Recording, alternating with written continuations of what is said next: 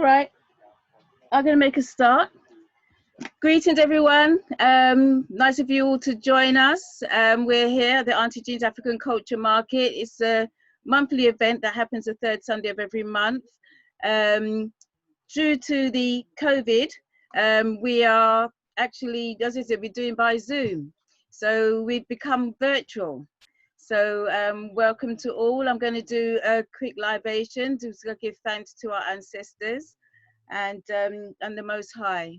So first of all, I've got my water here, and I give thanks to the ancestors who persevered and who, as I said, made it through the trials and tribulations of being kidnapped and taken and robbed of their land and brought to all different parts of the world and being enslaved by their captors. And I give thanks for the fact that they had, the ones that survived, had that determination to survive and let their children survive. So I give thanks for that. I also give thanks for our leaders, the leaders that we've had in our past. I give rise to Marcus Messiah Garvey. I give rise to Malcolm X. I don't know if it's Shantua, but my mind has just gone completely blank. But all our heroes, who's actually the names we know and the names that we don't know, who's actually helped us on our path to get us to where we are going. The ones that's given us the courage to move on, because we can look back at the courage and what they went through, and they went through a lot worse than what we're going through now. So what we're going through, I suppose, is like a walk in the park to our ancestors, but it's hard for us. But help, trust that we can have the courage and determination to strive as they have. Ashe. I also give thanks to my ancestors. You give thanks to your ancestors, whose heads and shoulders who you are standing upon. The ancestors who, as I said, they did us good. The ones who did good for us. The ones who were the positive ancestors in our lives. The ancestors who make us the people who we are today. And when we ask for help, I trust that we get the help from our ancestors. And when we do ask help, that trust that the messages that the ancestors give us will be as clear as this water, so we can actually hear and heed and understand what they're saying, and that we can do the right thing. Because we're here because of our ancestors. We are our ancestors. So we have got to put the work in. We've got to do it. No matter how hard you think it is, it's not hard. You know, we have one life, and we've got to make sure we do the best we can with that life. So, Ashe, Ashe, Asheo. And with that, we have Chief Montana. And Chief Montana is all the way in Ghana.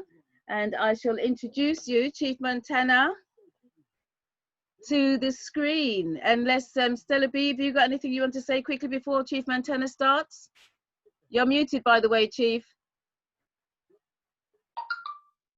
Stella B?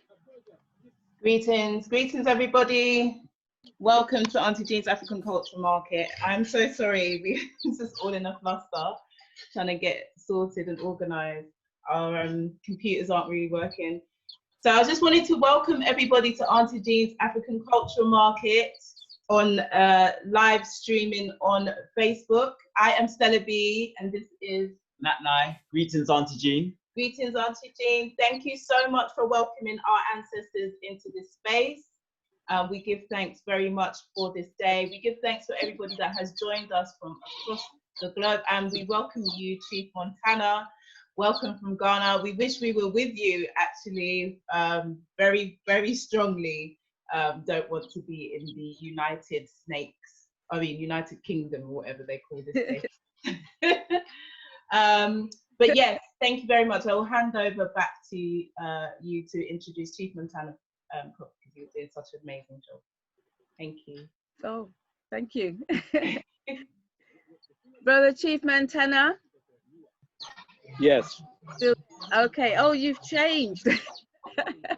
Okay, I'll introduce you now. To say the screen is now yours. Introduce yourself, please, because I know you can do a better job than I can. Okay. So I am Chief Montana. I am an initiated chief within the Gomber, the Gomber people, which is in the far northern regions of Ghana, and it's the Dagbon Kingdom. It is one of the kingdoms that was never conquered by the Europeans, and we actually have a peace treaty with England, as a matter of fact. And the peace treaty is still in effect today, because they came and they fought the Dagbon Kingdom several times and they got beat every single time. And the way that they got beat is because first of all, the Dagbali people, they're known as being warriors, very proficient warriors. So that's they're known as being very great warriors. And also they use tradition in order to defeat the Europeans.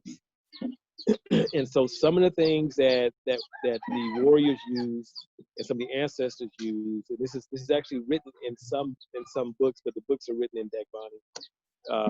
And so I haven't been able to read them because I'm not able to read Dagbani yet. But some of the things that the elders did in order to defeat the Europeans was they actually, one of the historians was telling me that the elders actually created spiritual forces to go out and to attack the Europeans. They also used nature in order to help defend the kingdom against the Europeans. So what I mean by nature is they actually went out and employed the services of animals and insects to go out and to attack the Europeans, to help defend the kingdom itself. And so those are some of the things that were used, and there are some other techniques used by warriors.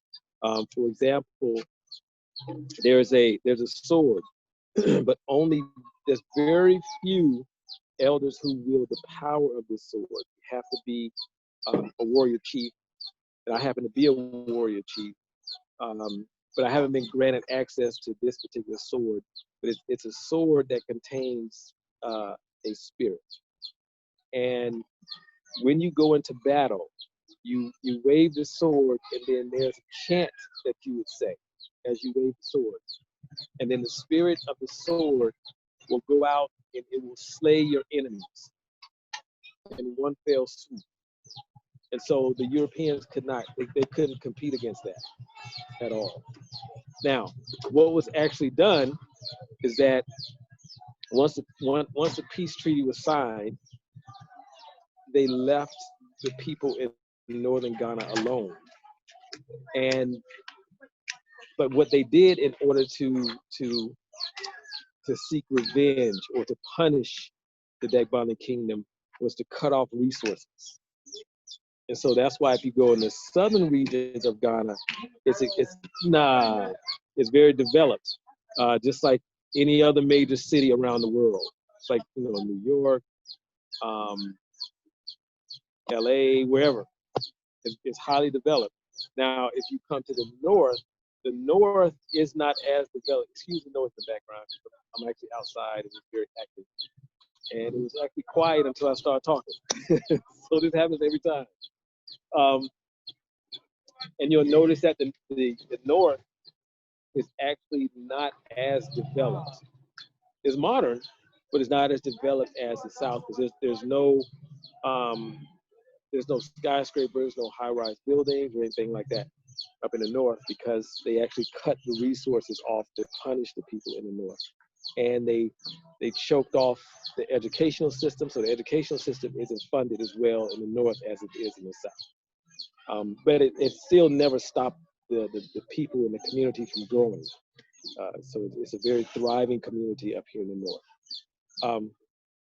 But anyway, the main thing I want to talk about today is community, because I'm doing some drumming this weekend. Like I'm hosting a global drumming event, and this weekend is about community. And so I said, where is this, please? Oh, it's in Tamale. So it's northern Ghana in Tamale. That's where I'm located. Okay. It's not too far from the border of Burkina Faso. So we're very close to the border of Burkina Faso. That's where we are. But I want to talk about community and how vital community is, and how we are actually not too far off from having community in the way that it can exist, and it has existed in the way that it exists here in the North, where we're like very unified. And I say that because we in the diaspora, we have all of the components that make up a traditional community. But the thing that is missing is we have not taken these components and galvanized them. That's the thing that's missing. Because from a traditional perspective, the things that make up a community are elders. And so when I talk about elders, I don't mean in regards to age, because you don't have to be elderly in order to be an elder. You can be the youngest elder I know of. She's probably about 8 years old now, about 8 or 9, something like that. Now, as old as 110. That's the oldest elder that I know. And so the age range of an elder varies. But when I speak of elders, I'm speaking about wisdom. That's what I'm talking about. And wisdom actually does not have an age, which is contrary to what we may believe from a Western perspective, that is about age, is about life experience.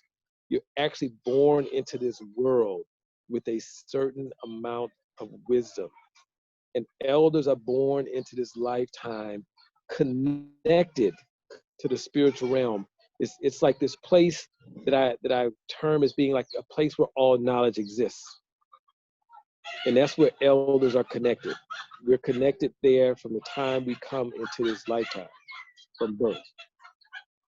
And that's why a lot of times you'll see a child and people say, ooh, that's an old soul. And I know we've heard that term before.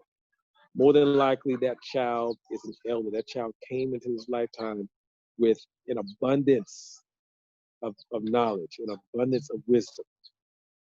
And so, elders, it's like a primary component. You have to have children. So we have plenty of children throughout the diaspora. You have to have ritual. And ritual is the thing that sits at the foundation of community. It's a thing that helps community to move forward, to advance, to thrive. Because ritual addresses every aspect of your community, period. Every social aspect, every like medical aspect, you name the aspect of ritual, there's a ritual to address it. Also, the fourth component would be spirit. And what I mean by spirit is, like, within my tradition, the name of my tradition is called Kali, K-A-L-I. And what I mean by spirit is Nawuni, which is the name for God. So within tradition or within a community, you must have the presence of God.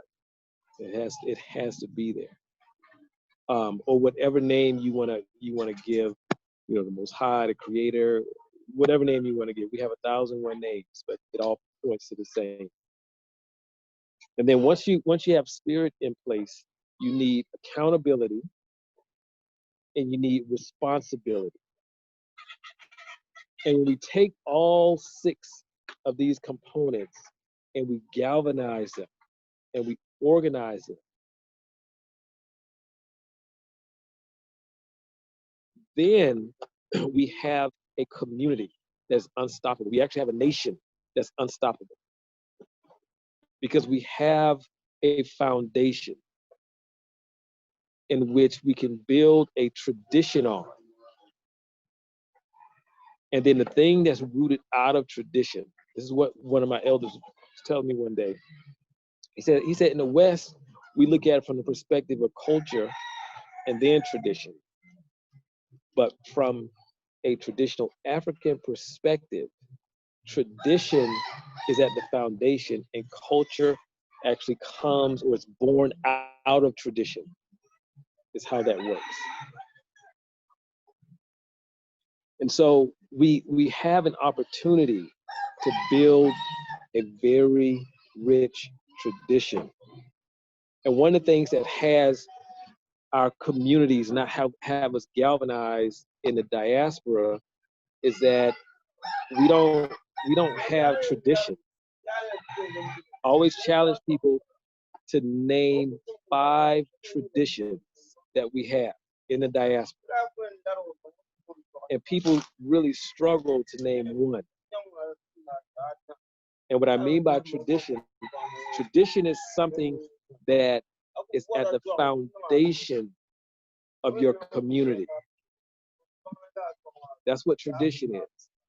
And everyone participates in that. Everyone holds that tradition as something sacred. And I always challenge people to name 5 traditions. We can say Kwanzaa, but everybody does not participate in Kwanzaa. They don't. There's a large number of people who do, but if you ask the average person of African descent on the street, name the principles of Kwanzaa, they couldn't get past I'll give them the first one, but they couldn't get past the second, third, fourth. They couldn't. And so Kwanzaa could be a tradition, but it's not something that's inbred into our communities. It's not inbred into the people. We're not born into Kwanzaa. Kwanzaa is something that we adapt. Some of us do. Because as we all know, unfortunately, most people are not willing to give up Santa Claus. They're just not. They do not want to give up those gifts, even though you get them within Kwanzaa, but it's just the way that Christmas plays itself out. That surprise on Christmas morning. I have a cousin who became extremely angry. It wasn't me, fortunately it wasn't me this time, because someone told her daughter that Santa Claus didn't exist. I mean, she was livid because she's just like most of us in the diaspora. We are not willing to give that fantasy up. And we run around having our children literally worship and pray to this made up thing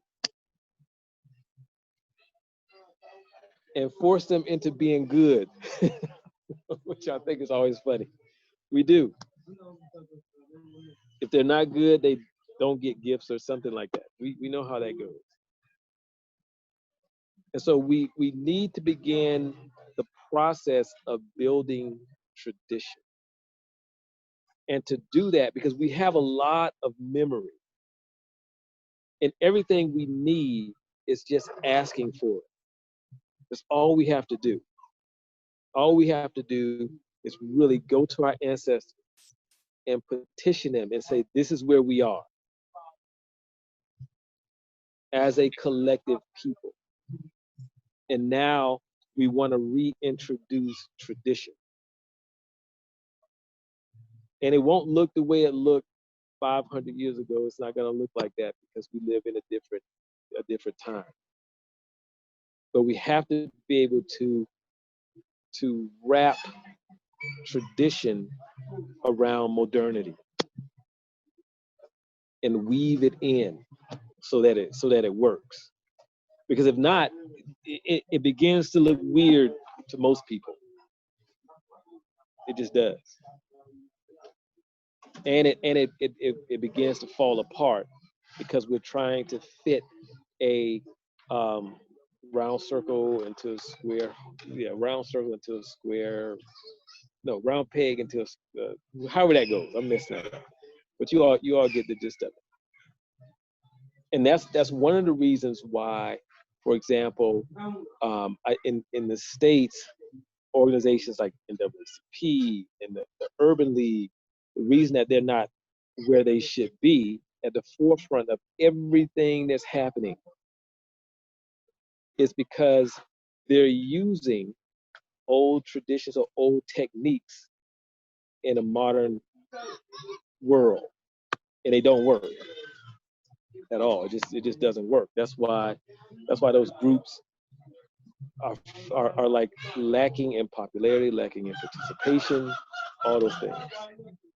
And in some circles, people are beginning to see them as like very irrelevant, very, very irrelevant. And so it is vitally important that we begin the process of building community. It's very simple. And it's amazing to sit and watch what's happening. And I hope like all of you have really been observing what's been happening in the world. Because as a collective group of people, we've been building bridges for, I would say, the last probably 15, I really noticed it maybe 10, 15 years ago, like these bridges being built with intention. And now that has actually sped up. And sometimes in order to get people to move, you have to have something to happen that jars people into a state of awakeness or awareness. And the things that have happened in the States, like with George Floyd, and what's the guy, Avery, I can't think of the last name. But the things that have happened with them have actually jarred people into a state of awareness, out of slumber. And at times, like that's what needs to happen. And so I've mourned the death of George Floyd, but within my divinations, I've seen that he came into his lifetime in order to transition in the way that he did. That was his purpose for being here. Because what we have to understand is that what is happening in the world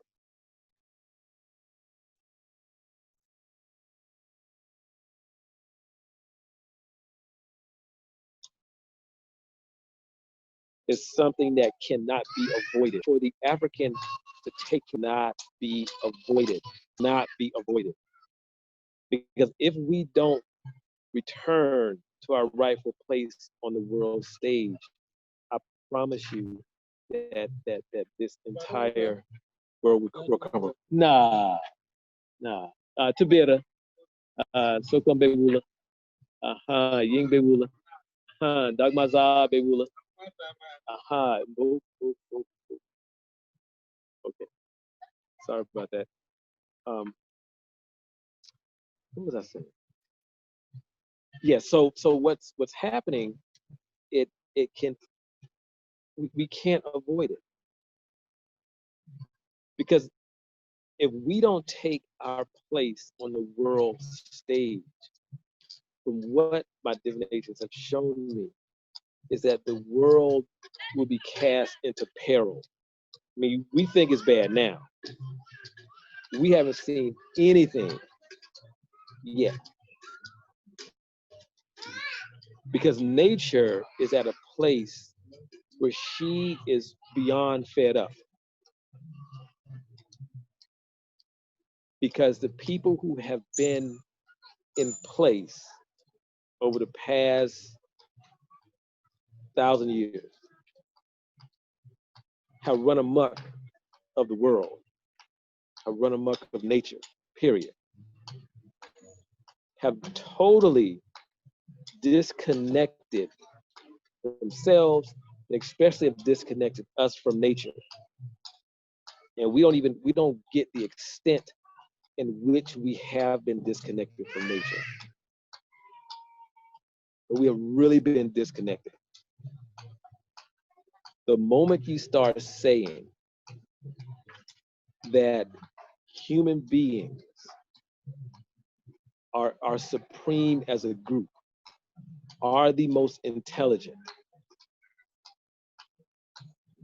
are the only creatures on earth with a high level of consciousness, which means reasoning.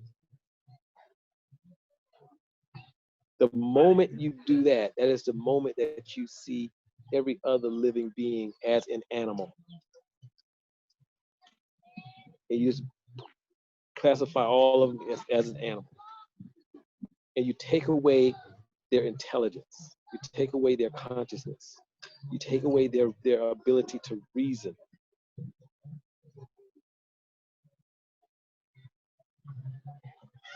It disconnects you from the very thing that actually helps sustain you. Because nature sustains you. Water sustains you. Because there's my father said something that was very true. I never thought about this before. But he said, he said, son, he said, you understand? He said, you understand that nobody's making any more water. There are two things that are not being made, water and land. He said, nobody's making any more of that. So the water that we have is all that we have. And some people actually think that it's new water coming out of the sky when it rains. Some people actually believe that, but it's not. It's recycled water. But this is all we have.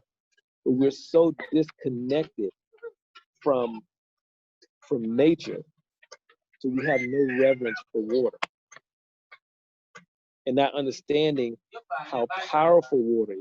Water is extremely powerful.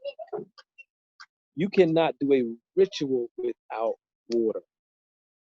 You cannot do it. That is water is the very first thing.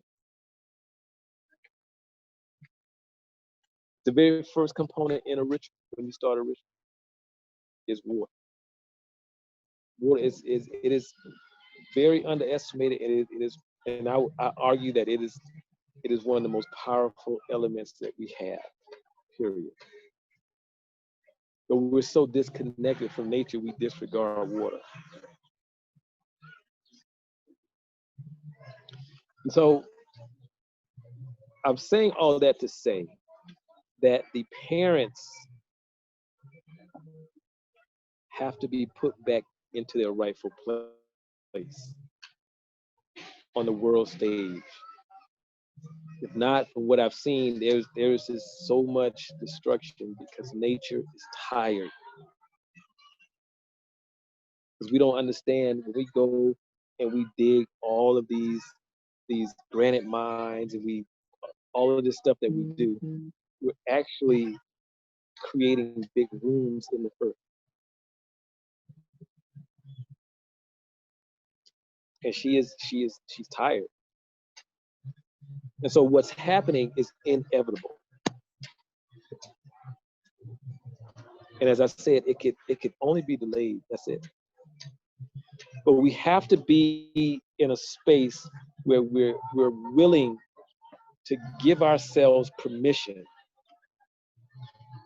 to be in community. Because it can only happen if we give ourselves permission. Because we give ourselves permission to do each and everything that we do, literally. We will not do it if we don't say yes. And so we have to give ourselves permission to be in community, because there are two aspects, or two elements of community where people at times falls short, because many of us do not want to be held accountable. And accountability is one of the primary aspects of community. And many of us don't want to be responsible. Because I know we've heard people say, well, I can do what I want to do as long as it's not hurting anybody. We have no clue who it's impacting. That's a very irresponsible way to live your life. It's extremely irresponsible. And then we don't want to be accountable for each other.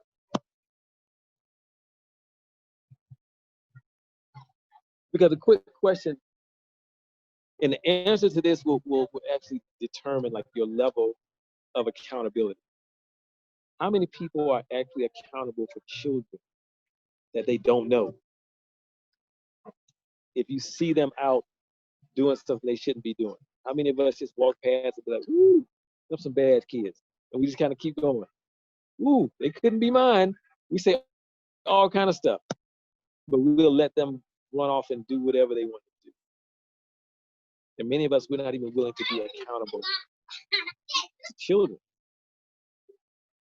So I know we're not going to do it to other adults at all. We're not. And so we have to ask ourselves that question. And like being here in northern Ghana, being here in northern Ghana shows me like this level of accountability that we have forgotten, or we've been afraid to exercise. Because you couldn't pay somebody's child to be doing something that they shouldn't be doing, and an adult doesn't correct them. Like it's quick, no hesitation, no nothing. And those kids, they straighten up immediately. And it's not only the accountability that the adults have. It's the teenagers. They have the same. They're responsible for those children. I've seen teenagers correct kids, and those kids, they straighten up just as quick as can be.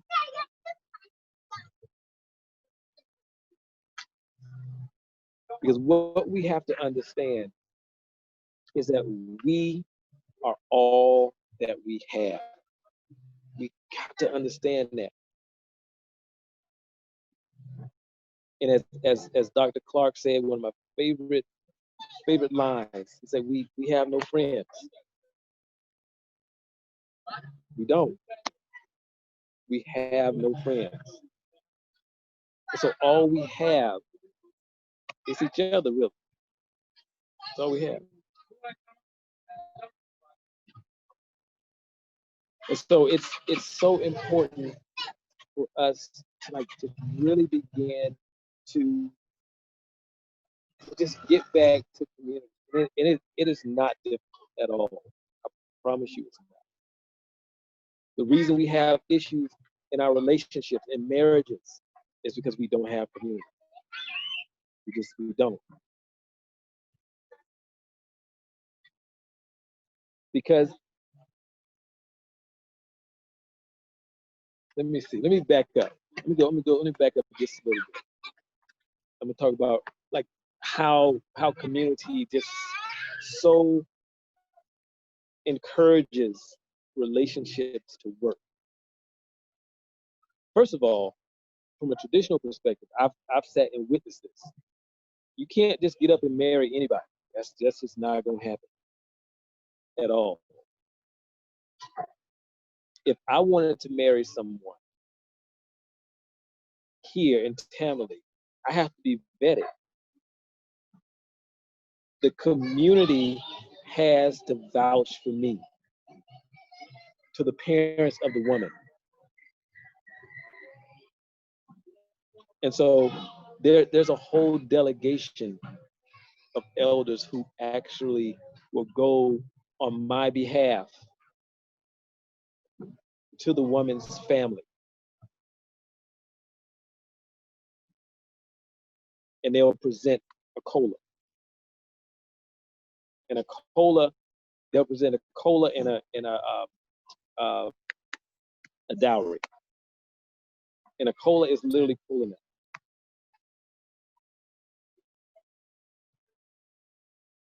And then they have to get permission. They have to get permission to marry their daughter. And if I don't have people in a community to vouch for me, to vouch for my character, I promise you it won't happen at all. And so community actually helps to uphold relationships, marriages. You have issues in the marriage, there's always someone in the family who will come to the house to get that straight, to get it handled, period. And that person will stay there until the issue is resolved. Not until you agree and say, oh, okay, yeah, you're right, all right, I'll do that. No, it has to be resolved. Because everyone is accountable for everyone. But unfortunately, we run around saying what stays in our house. No, what goes on in our house stays in our house, whatever we say. Y'all know the saying. And it is corroding our marriages, it's corroding our relationships. Not saying you put your business out in the streets, but there's always somebody in the family whose responsibility it is to help maintain that union. And you'll go to them. It could be an older sibling. It could be another elder within the family, but they're responsible. And it's someone on both sides of the family who does that. And so the thing about community, like, you know what, I left one component of community out. It's actually 7. Ancestors. I don't know how I left that. That's my favorite thing, ancestors. There's 7 components. So the 7th component is ancestors. You have to have ancestors. Because ancestors actually help guide the course of community. Ancestors help maintain community. When there's issues in the community, you go to your ancestors as a community, as a whole, and you take whatever the issues are, you take them to your ancestors. Because the community will come, or the elders actually in the community will go. That doesn't have to be the entire community, but the elders in the community will go and do rituals and petition ancestors around issues that are going on in the community that they aren't quite able to handle. And I've seen it get handled like quick.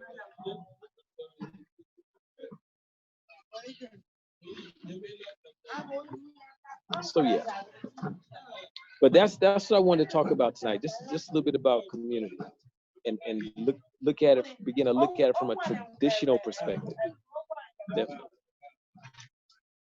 And so when we start doing that, which people are actually doing it, so there are people who want to know. There are people who are being called by their ancestors to actually begin the process of reforming community in the way that it existed in the beginning. But have it occur in a modern context. It's the fundamental difference. So yeah. One of the things I want to talk about, the sister who was speaking when I came on the recording, and you know, everything she was saying was like she was on point. But one of the things that we have to begin to understand is that when we begin to depend on athletes and entertainers for their resources. We have to understand that athletes and other entertainers, they're no different than we are. They think the same way we think. Some of them aren't interested in that. They don't want to. They don't want to do it. They're just not interested. In the same way that, you know, the lay person, all of us aren't interested in building community. All of us aren't. So all of them are not. The ones who are, they're actually involved. You don't have to ask them. You don't. They're already doing whatever it is they need to do. And the ones who aren't, they're just doing whatever else they're doing. But we have to get, they're no different than we are. They just happen to have a certain profession and have a certain amount of income or a certain socioeconomic level. So yeah, so that's that. I will actually take any questions that anyone may have. Okay, so let me just thank you so much, Chief Montana, for that. There's a lot there that you've communicated to us, and I think a majority of us are in agreement. We've got some comments from the chat, and a question I can see from Dawn Taylor. She's asked, you know, how can we benefit from communicating with our ancestors? Please explain divinations and why are they performed. She's saying they seem quite scary. So there's a lot of people who probably have that view, Chief Montana. I think there's a bit of a disconnect in terms of some of our rituals, things that will draw our ancestors closer. There's a lack of understanding. So maybe you can give a little bit of a breakdown to the sister. Yeah. Okay. Well, I'll address ancestors first. Excuse the noise in the background, someone's supposed to be talking. But if you are afraid of your ancestors, guess what? You are actually afraid of yourself, because you are an ancestor who happens to be in the natural realm. You're an ancestor yourself. However, I totally get the fear of that.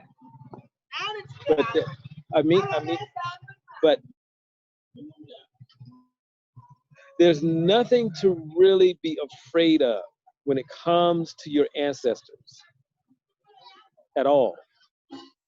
Because they're whether you want to acknowledge it or not, they're walking with you all the time. If you've ever been in a situation, and most of us have been in this situation, and I argue to say all, but I stay away from the word all. But most of us have been in a situation where there, like, something happens and there's urgency, and a split decision needs to be made, and something says to you, stop, or go left, or look up. Those are your ancestors. You know you didn't say that to yourself. You know you didn't. Those are your ancestors walking with you. They're always walking with you, constantly. And so there's nothing to be afraid of. And when you call your ancestors, one of the most important things to do is to say to them, when you call the ancestors that you know, you call them first. And then you say to them to bring forth the ancestors that I know but I've forgotten. That includes any name that you didn't think of, and anyone that you knew before you came into this lifetime. And then you tell them to only bring forth those ancestors who are clean, because there are certain taboos that will constitute an unclean ancestor, such as suicide. Suicide is a huge taboo. within African society, period. If you kill yourself and it's of your own doing, meaning you willingly did it, you were not influenced by any outside force, you're considered as a bad ancestor. And you cannot go to what translates into the world of ancestors, which is where we all come from.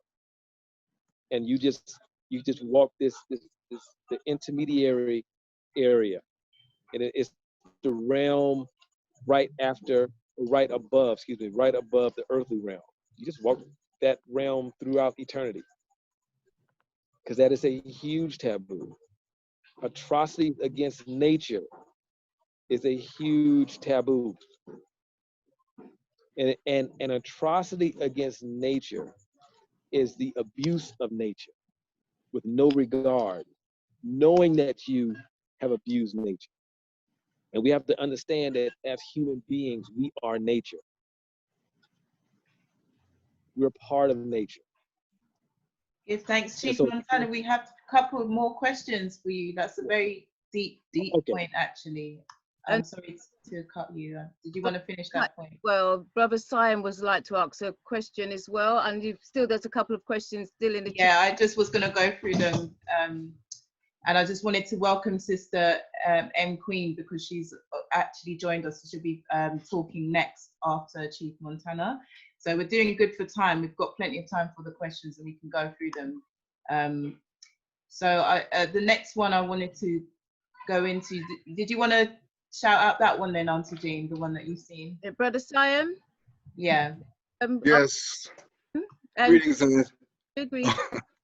Greetings, greetings, Sister Jane. Greetings. Greetings, everyone on this platform. Greetings, Chief Montana. Yes. I'm going to be doing a talk myself a little later, but I do have a few questions. A lot of what you have mentioned, I mean, I've heard over 40 years, you know, when we talk about ancestors and traditions. And when you talked about accountability, I agree with that from the point of view that everything is interconnected and there's the cause and effect, and, you know, what goes around comes around. These are these terminologies when we're coming from that clear, deeper inside of ourselves as being connected to a greater whole, okay?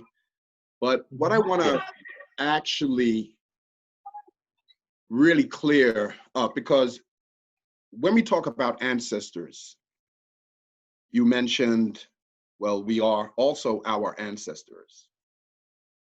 And you also mentioned that there is a distinction between good ancestors, so to speak, agreeable ancestors or disagreeable ancestors, depending upon what kind of life they lived and how they chose to leave the prior life they were living.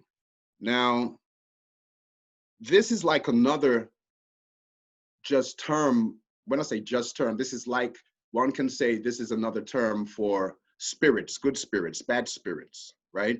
Tuning in to various different levels of consciousness. We can say that, or we can say live different spirits, but then these get turned into ancestors. Now, I come to an understanding that each one of us is the total sum of all of those who have gone before us. So therefore, when you say that we are our ancestors, I agree with that.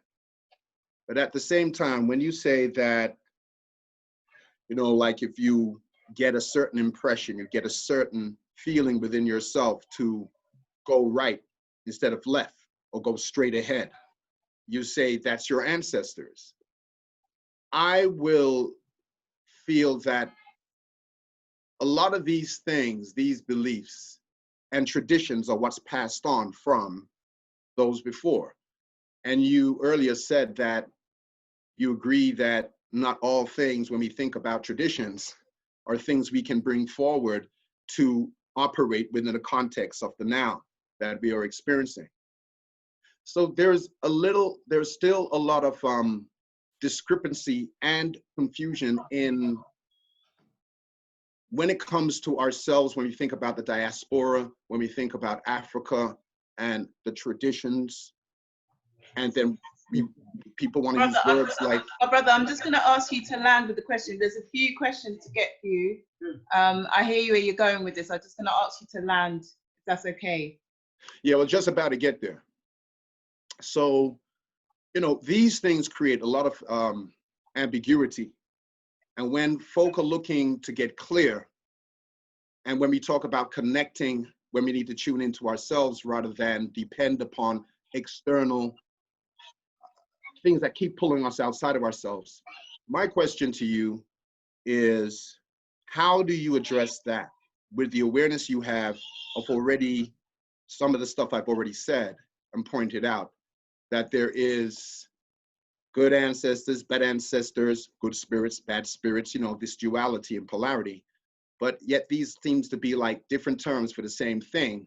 And how does we get tuned in to really align with, as you said at the beginning, about the community, about there needs to be an awareness of the source or God or whatever term you want to use for the higher power. So, so what would you say with what I'm asking? For now. Are you there? Chief Montana. Yes, hello? Are you there? Hello, can you hear me? Yes, I hear you now. Yeah, did you hear what I was asking? Hello? I know there was kind of a bit of a few points there, but if you managed to follow me there. Chief Montana, can you hear us? I didn't hear I didn't hear the exact question, but yes, I can hear you. Okay, so my brother was asking, how do people distinguish from all these different entities, all these different sort of categories that, you know, from the realm of the ancestors to spirits to all these intuitions that we have as individuals and as a community, how do we get clarity about what messages that we should be listening to? Is that roundabout what you're saying, brother? Kind of, but I won't kind of extend what I'm saying, but there's still an ambiguity around ancestors and good and bad. And, you know, we want to connect to these things, but I think these are also aspects of programs, you know, conditionings, all right? That is just disguised in different words, okay, which is the same thing. So this is what I'm asking you. How do you address that? Because I know you're aware of the ambiguity, for example, traditions, okay? We talk about traditions, but it's not all traditions you can go back to.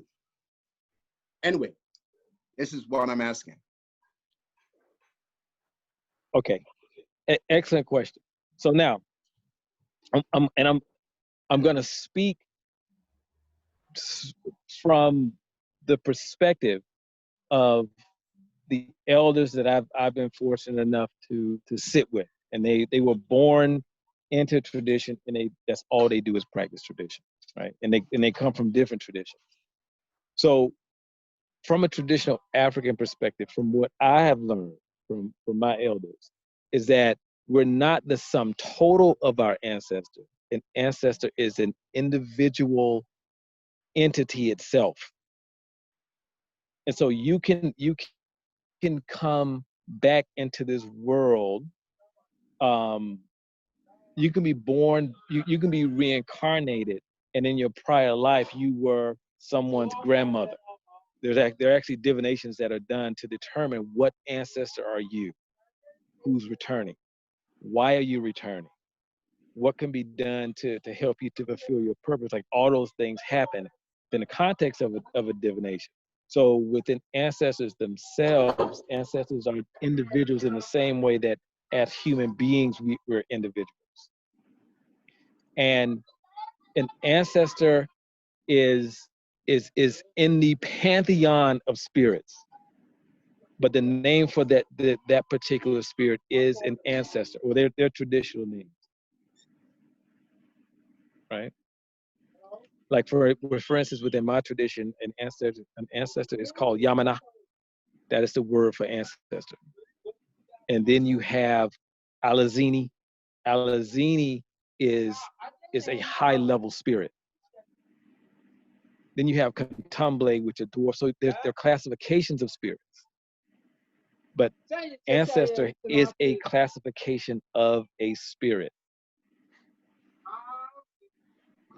And when you to communicate with particular ancestors, it's as simple as you just need just some water. That's all you need to communicate with them, to access them. You can access them just through speaking, so you don't have to have water. But water is just the perfect medium to actually sort of open that portal or strengthen that communication that you're having with them.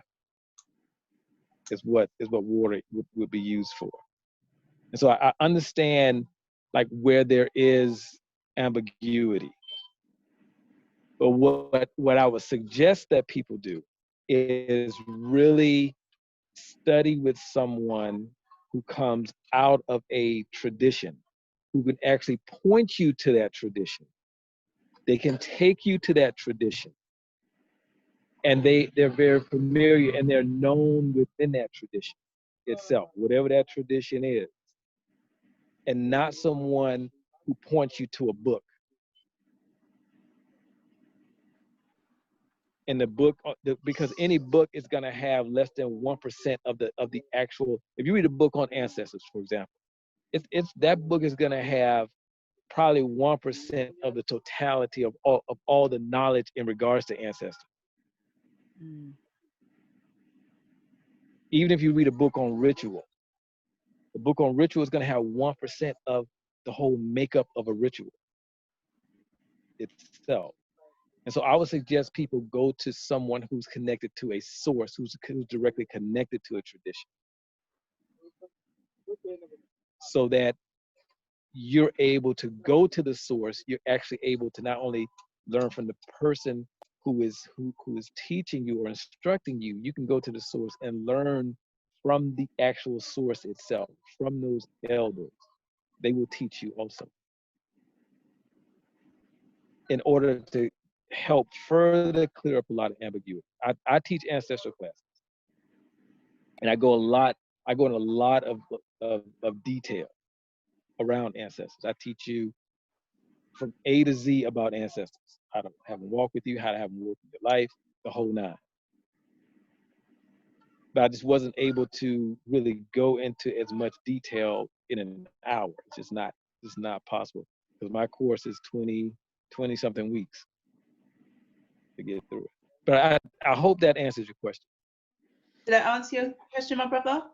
Well, it opens up more questions, but I do get what you're saying, that it is something that's in depth. It's not something that you can fully clarify in an hour or 45 minutes. Yeah. I have knowledge about what you're saying, and obviously it's about direct experience over written material, where a lot of people do read a lot of things and then they take that for knowledge or knowing, and this is where a lot of misperceptions and stuff can be perpetuated. Essentially, this is always about direct experience. Yeah. So you said some things that I'm hearing you, but it would open up some other questions that right now I understand that we don't have that time. But I appreciate the feedback. I appreciate it. Siayome, you're coming on later on as well to do a talk, which I'm very much looking forward to.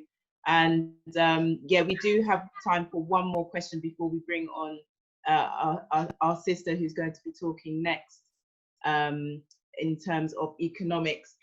I do want to shout out Chief Montana ARC website, www.chiefmontana.com, for more questions. I'm sure that would be quite helpful for some to go and explore. And I think it's very important, in agreement with what you were saying, Brother Siayome, that it is an in-depth thing, and a lot of people sometimes jump on these bandwagons and don't understand that there are so many levels to all of these things. You cannot just go on the outskirts. So just one more question, I find it's an interesting one. The last question, if that's okay with you, brother. Do ancestors contact you sometimes in other ways, especially when you haven't called them, e.g. whistling in the ear or tapping on the shoulder? I'm sure these are the playful ones of our ancestors.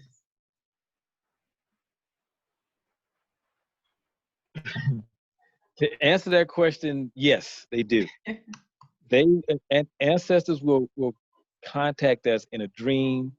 Either we could be daydreaming, we could be asleep.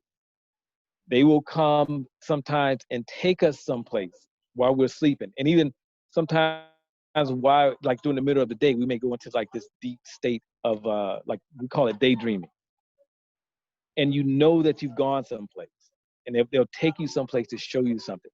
They will show up to you in the form of animals, insects.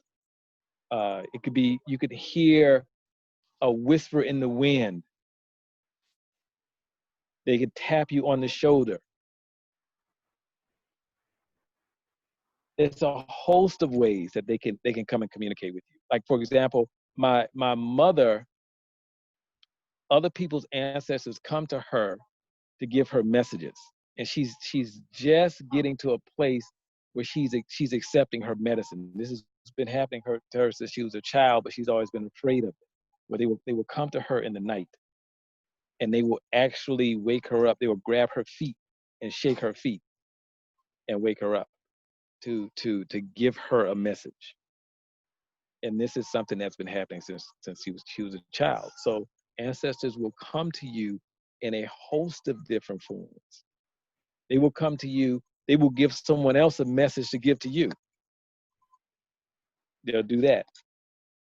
Especially those of us who are closed, because many of us have closed that gateway into the other world. We did it when we were children, because our religious institutions basically told us to.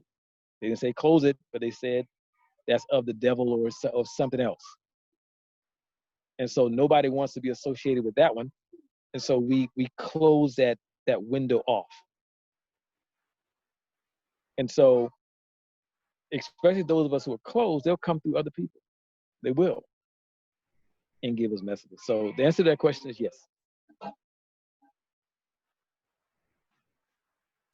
Thank you, brother. Yes, so I just do want to shout out your YouTube channel as well, which is in the chat. If anyone wants to find out more information about how they can contact you, do you want to shout out some information, please, for the people that are watching?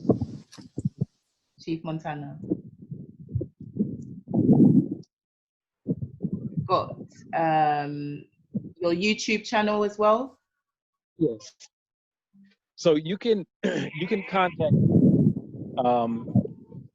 contact me directly.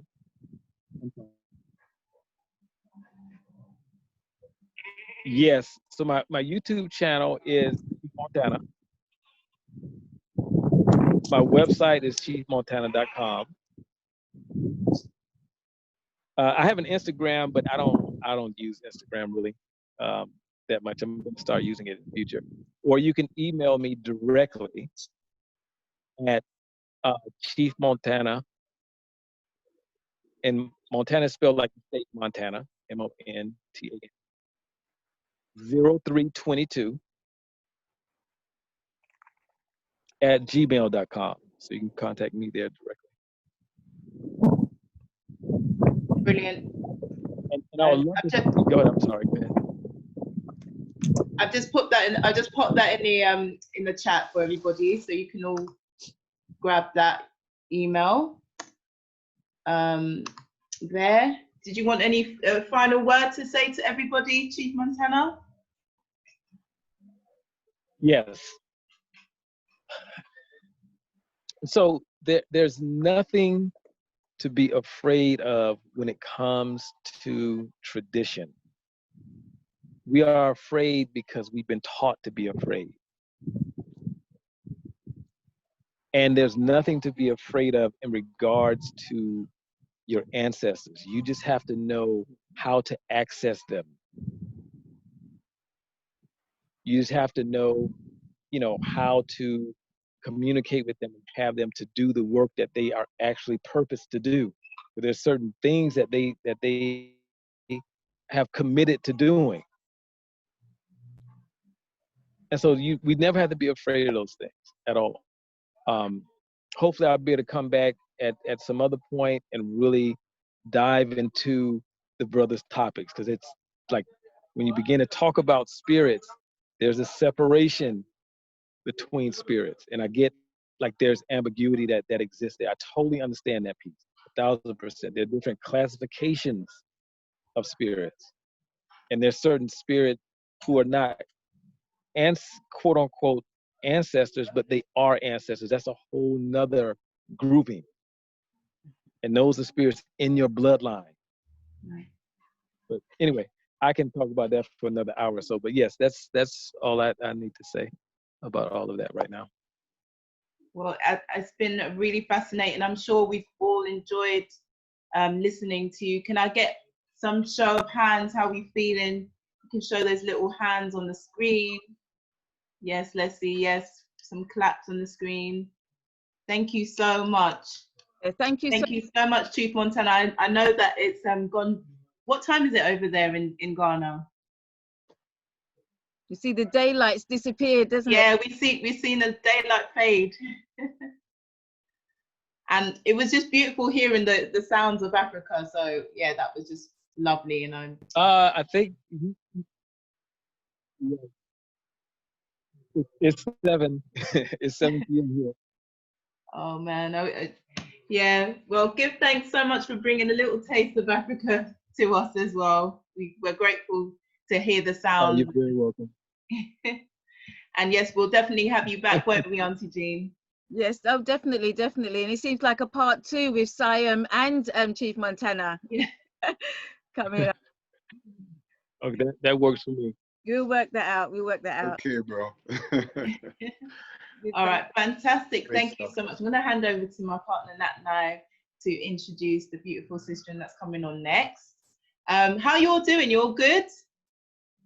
Yeah. Yeah, great. Fantastic. Great.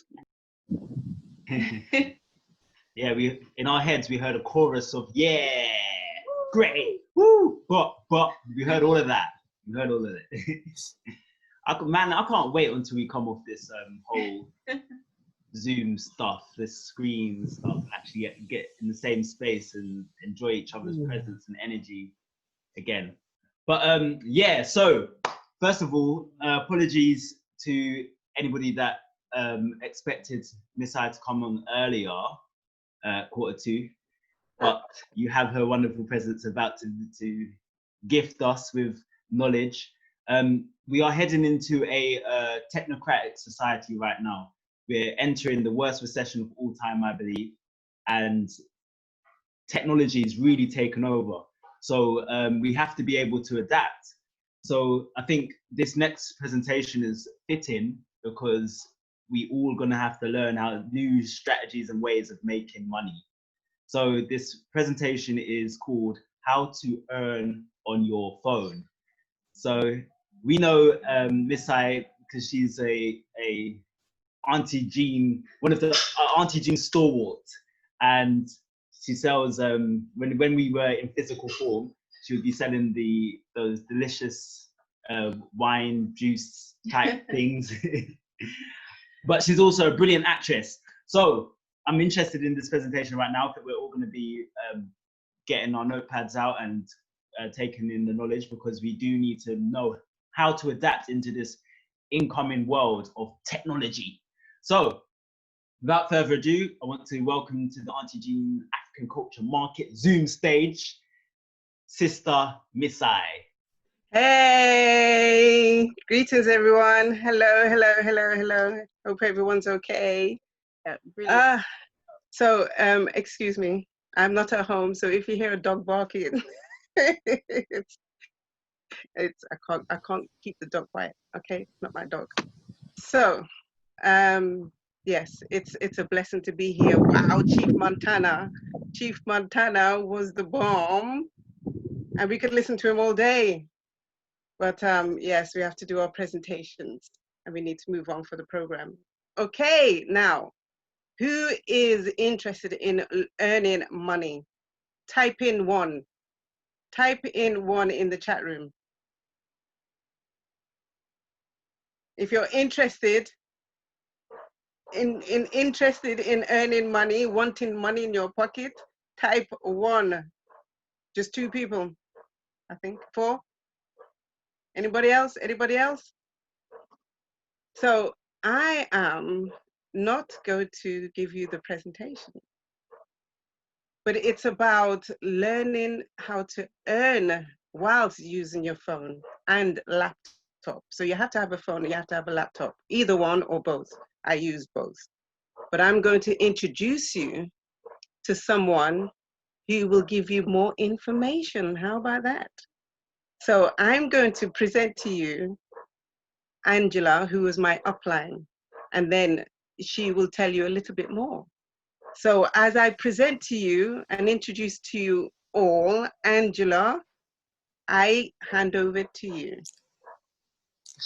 Hi everyone, good evening. Thank you, Miss Sai. Sorry if it's a bit windy where I am. I'm still on the road, so you might just see my other face in a moment. But I just want to take this opportunity. Let me cut you there. Let me Yes. just cut you there, because that wasn't much of an introduction, because this sister, she blew me away with her the presentation of this, what she's going to tell you and what she's going to, you'll see what's going to follow on. But this sister is heartfelt sister. She's a true sister. I've known her for over 20 years, right? And because she's in it, I had to follow. Oh my goodness. Just because she's in it. You know, so some people, you just know that they're good people and you just want to, whatever they say, you know, it's good. She's one of them. So I introduce to you now, Angela, my sweetie. Bless you. Thank you so much. And I'm going to end up introducing who introduced me to this platform as well, because it's a chain reaction. It's like a ripple effect. And I'm a very skeptical person. And who I'm going to introduce, Katrina Morris, I made her life very difficult. When she was telling me about it, I wanted to know everything before I went anywhere. And literally before all this COVID thing happened, I was introduced to the platform, then COVID happened, but then realized that this is one way that when seeing people get redundant, people get furloughed, you have people from many walks of life, people from, you know, from youngsters to our elders who are actually involved in this. And I just want to just give me a moment. You might just see my face disappear a bit, but I'm going to introduce to you Katrina Morris, who's my upline, and it's like a family that really, and we have, as well as earning and learning on our phone, we've just got a wonderful leader as well. I just want to tell you a little bit about her, just give you a moment there. So really about Katrina, she is actually a successful Forex trader, and she is building successful Forex traders and building and supporting a multi-million talented team who are part of a billion-dollar organization, believe it or not. And it definitely is, with individuals who are 6- and 7-figure earners from a broad range of backgrounds who have worked hard and their way up to fulfill their goals and change generationally. And that's what I wanted to do, is to change things generationally in their own families by taking this opportunity to learn how to become successful Forex traders using a blueprint. So I'd love to introduce to you now Katrina Morris. Hi, Katrina. Good evening, everybody, or good morning, good evening. I'm not sure everyone is. Nice to meet you all. Hello. First of all, let me apologise for the fact that you don't have my face. It's because I'm also not at home, and internet is not excellent here, so I'm just making sure I stay online. So nice to meet everybody. Been hearing some very interesting stuff this evening, and thank you, Angela and Miss Sai, for the introduction. So my intention is to kind of show you a presentation, because I think that would be better. It'll give you a good overview of what the opportunity is, and then I'm happy to answer any questions at the end, but I'd really just sort of like to take you through how this works, how we're making a residual income, and how we're creating generational wealth. So I'm just going to share my screen with you. Host, can I share this screen? I don't know, I think you have to make me host. Hello. Sister Jean. Just a sec. Okay. So Katrina. Yeah, please. Okay. Okay. Okie doke. Yeah. Going in now. Okay, 2 seconds. I'm just gonna, let me just get my slideshow from the beginning. Can everyone see that? Oh God, I can't even see the screen. Hello, can somebody just let me know if you can see the screen? Yes, we can see it. Yes, Perfect. I can see it. I can Excellent. see it. Right, so welcome to IM Mastery Academy. That is the organisation that we work for and we're involved in. Within IM Mastery Academy, there are subgroups and smaller groups. Our one being Mindset for Success. Our ethos is very much each one keep one. It's very important to us that we act as a family and we act in unison in terms of how everybody levels up in the team. And we literally are a team that, you know, we don't leave anybody behind. And that was really important to us in terms of us creating our own culture and our own ethos within our smaller team, within the wider team, if that makes sense. This is a global organization. It was founded by a gentleman called Christopher Terry.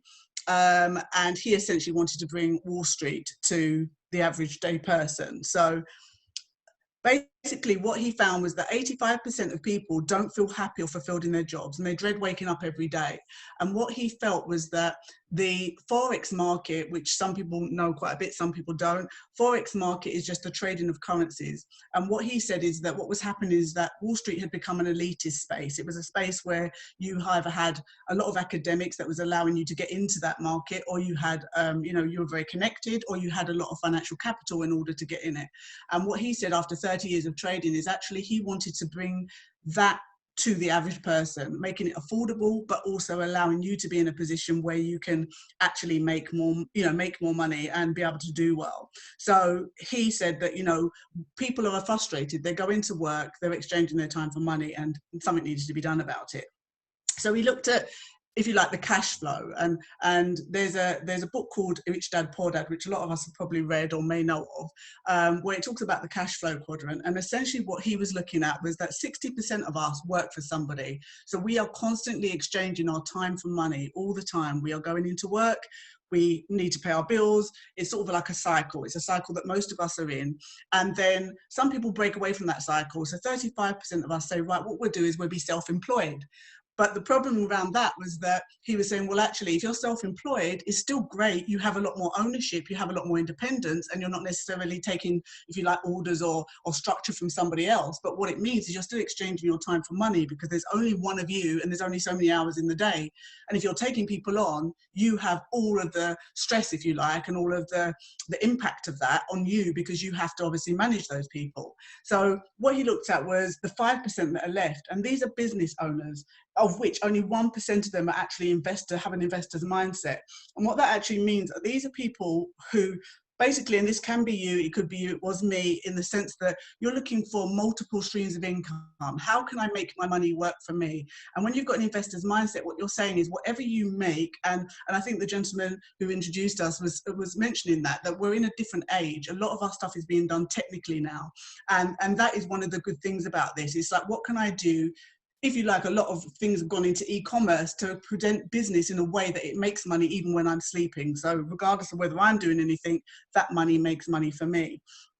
So the question that I have is like, what if there could be something different? What if you could do something differently? Would you want to do it? And that was the question that he sort of presented to people before and when he came up with this idea. And this is where he sort of said, welcome to the foreign exchange. And what he looked at was how he can take the forex exchange market, not only make it accessible in terms of affordability, but accessible also in terms of availability of information and knowledge around it.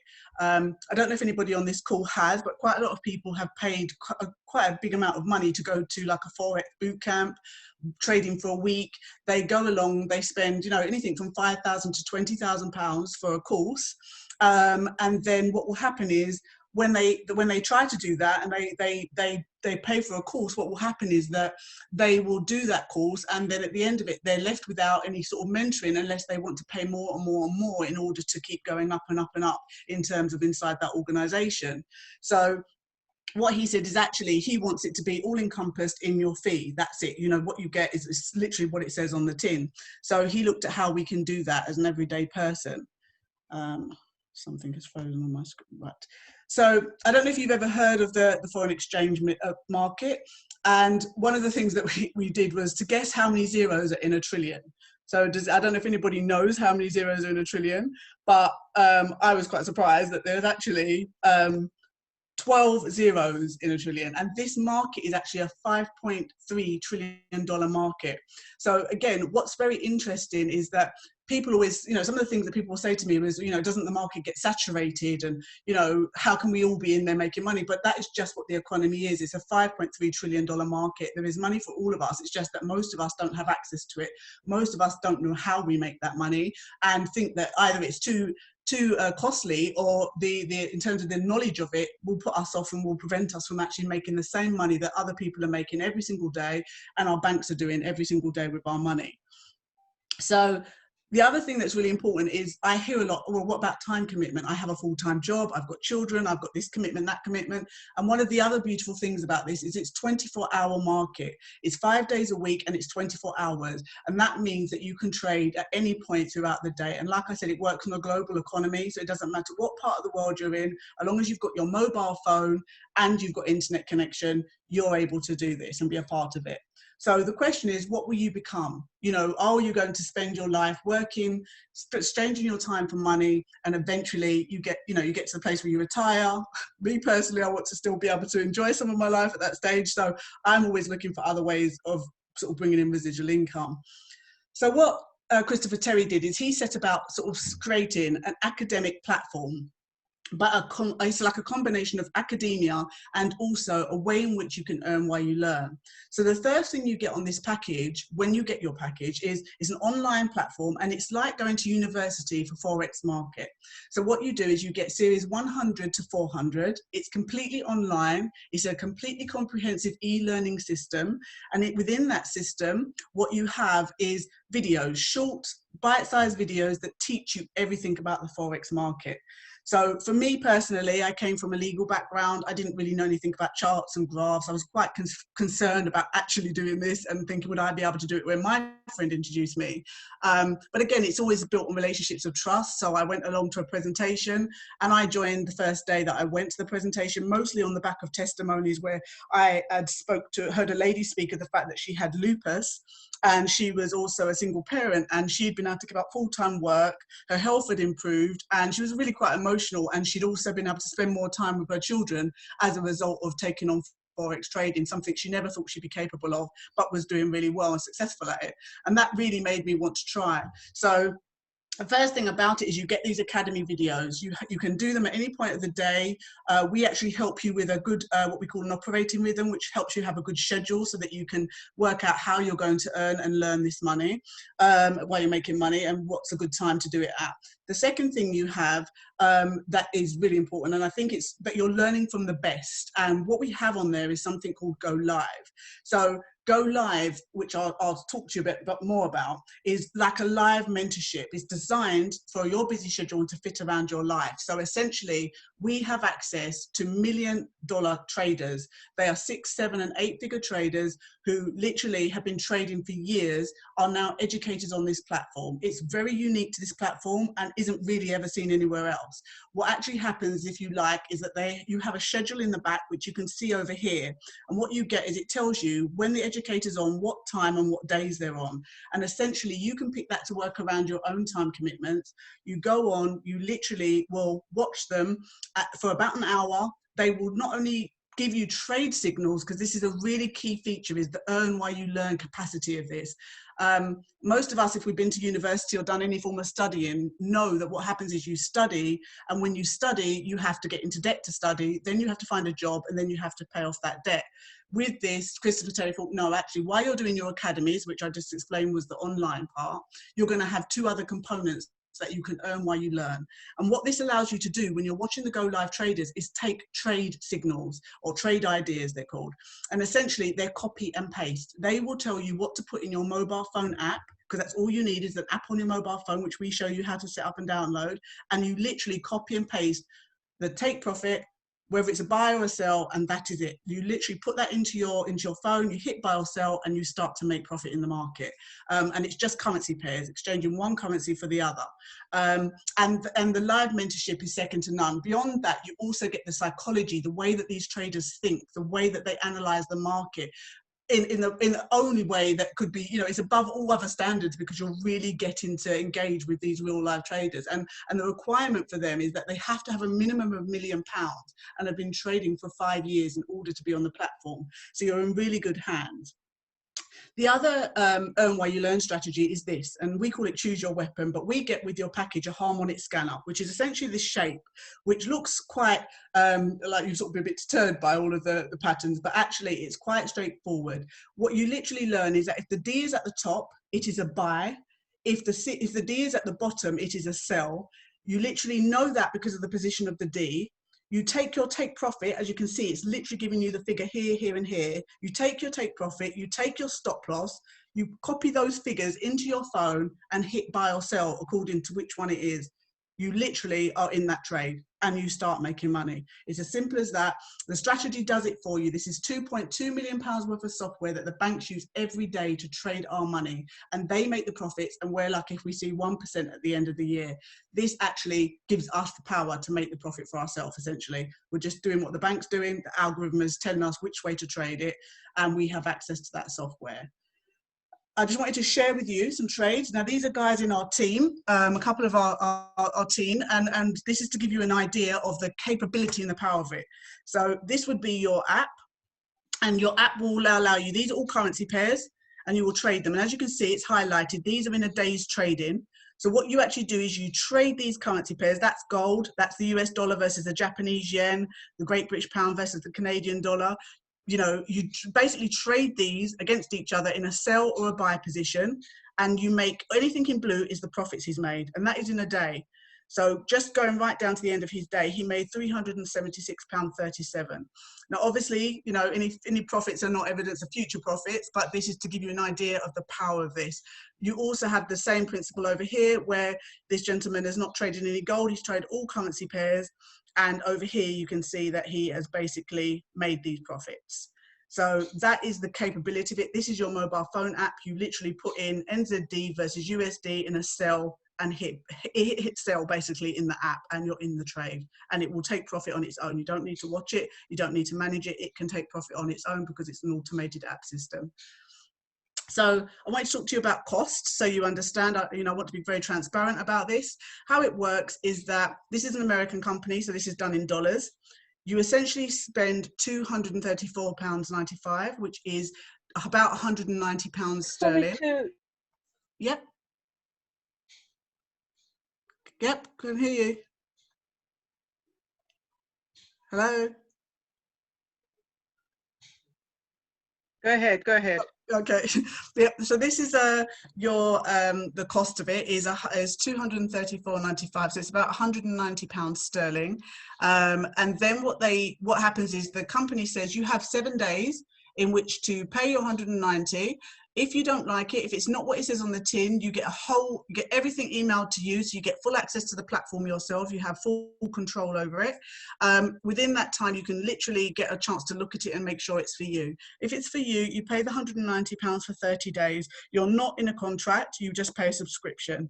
And then monthly, what they say is that they will bring it down every month once you stay on as a member. So this goes down to what would be about £130 sterling. So you pay that basically every single month for the foreseeable future while you're learning how to trade.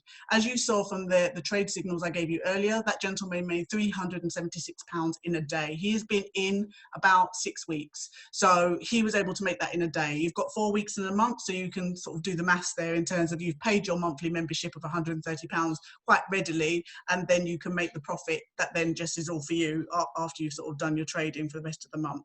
So that's how you pay it. But what the company also says is that if you'd like to, you can also have another form of residual income. And this is what we were talking about earlier, where I said multiple streams of income.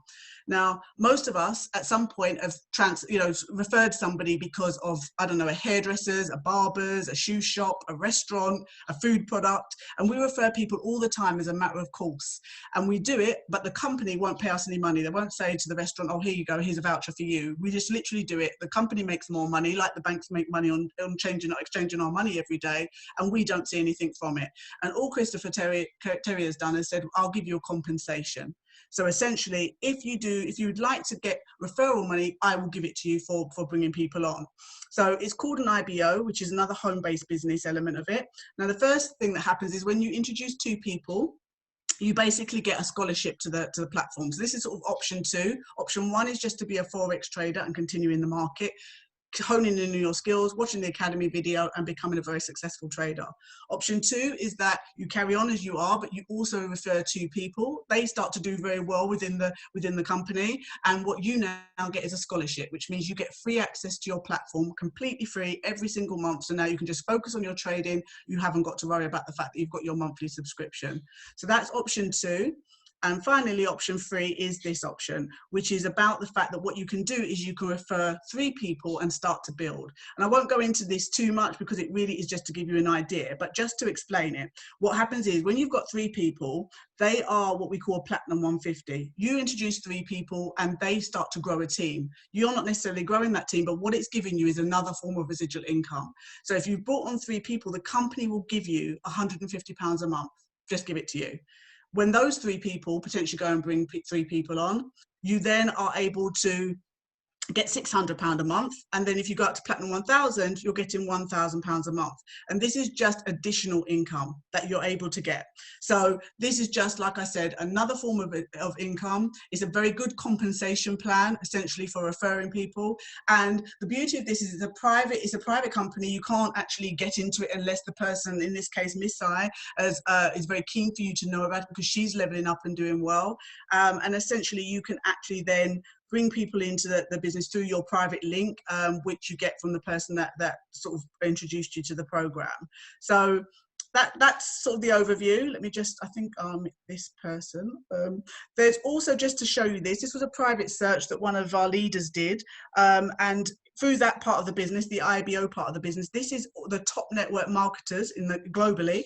And David Immonite, which you can look him up. There's also Jason Brown and Matt Rosa. These are people from our company, and this is their position in the ranking within the world, the global economy, as network marketers. So he's number 6 and they're number 9, which is pretty amazing when you think about, obviously, the amount of people that are in the sort of network marketing, sales field, etc., etc. So that was just a bit of additional data for you. And that's it. So the question is just whether or not, this is something that you'd be interested in, and if you've got any questions. Thank you, Katrina. Thank you. Are there any questions? And just thank you for your time. And there's a saying we say that someone loves, cares and respects you. And I thank you for doing that. And hopefully, I know for Miss I as well. So Miss I and also we talk about beauty. Miss I'll tell you about Beautiful. It's a wonderful thing, and what Katrina showed you as well. So Miss I, thank you so much. Thank you everyone for giving us the time as well. And hand back over to you, Miss I. Thank you everyone. Thank you, Katrina. Appreciate your time. You're welcome. Thank you very much, Katrina and Angela, for your time. You're welcome. Sundays is a special day where we do our stuff. And if you're not planned to sit in a seminar, then you're not, you have to squeeze it in. Okay, so I appreciate you, Angela. I appreciate you, Katrina. Thank you very much. Anybody got any questions that you want answered? Anybody?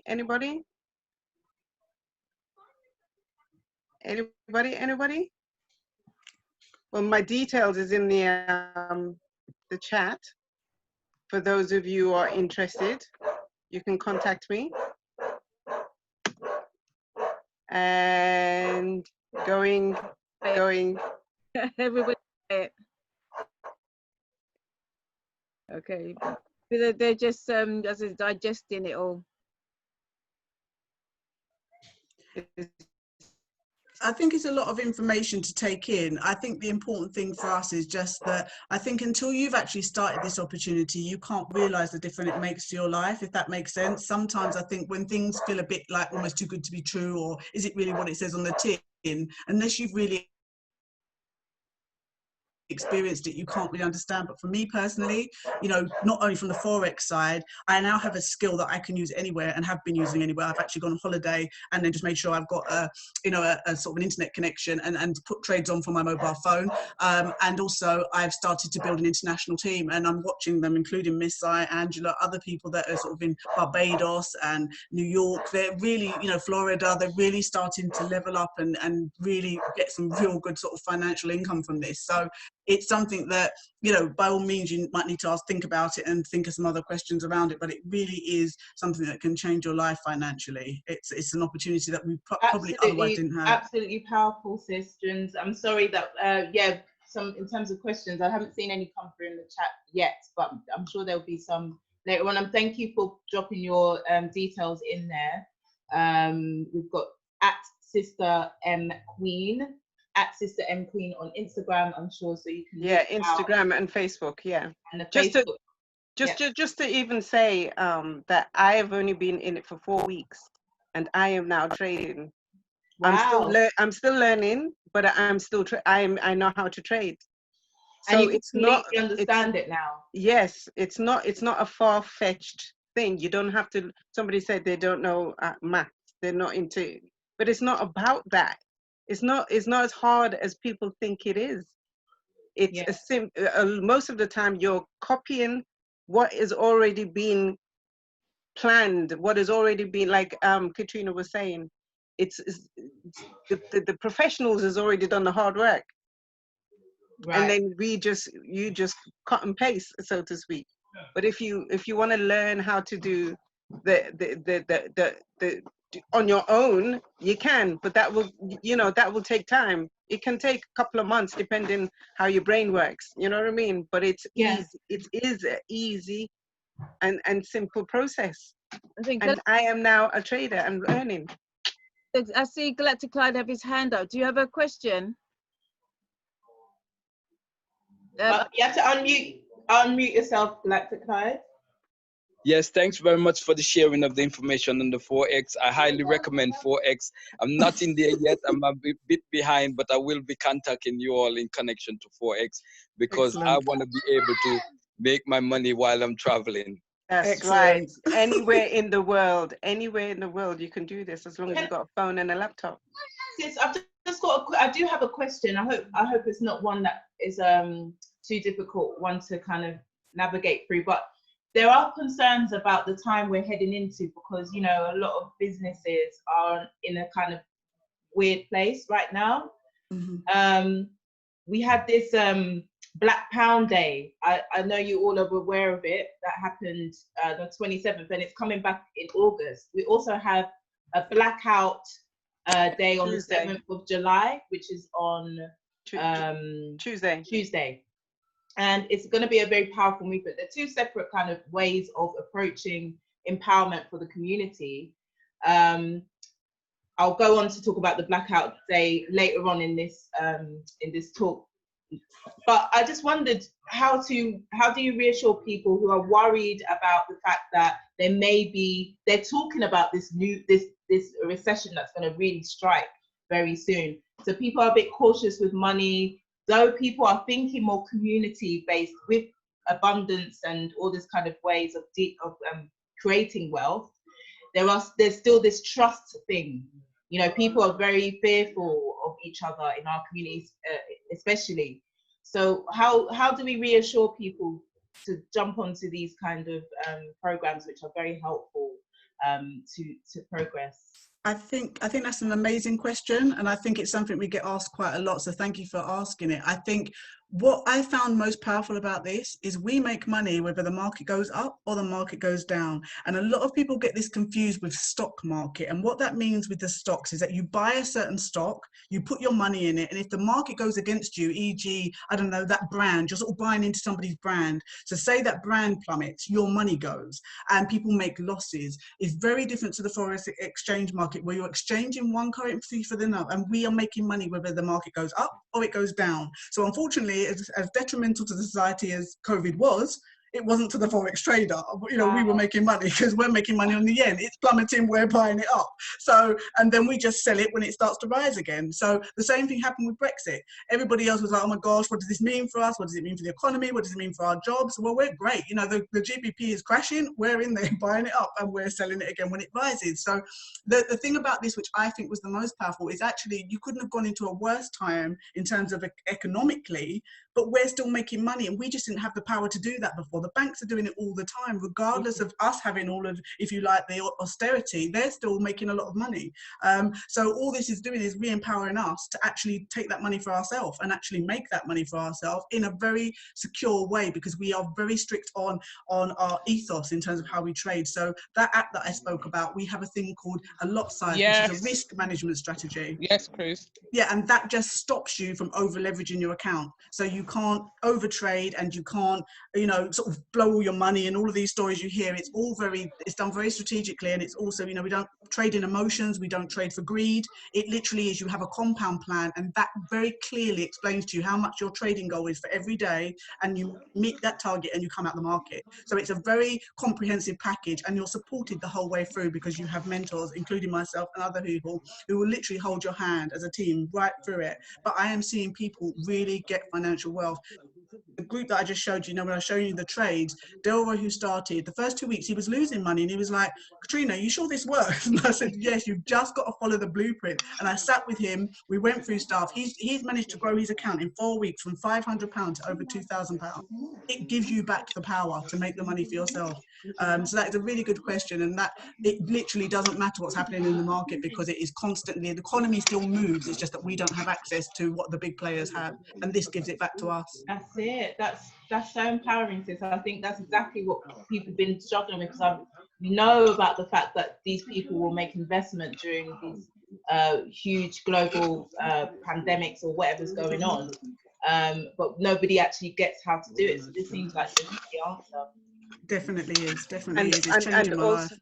yes, and also, can I just say, in Katrina's team, in all more, there's a lot of Black people in it now. So Katrina's team alone is Black, you know, and I know it's, you know, black and white, whatever, but it's good to see Black people in this trading thing. Thank you, Galactic Clyde, for coming soon.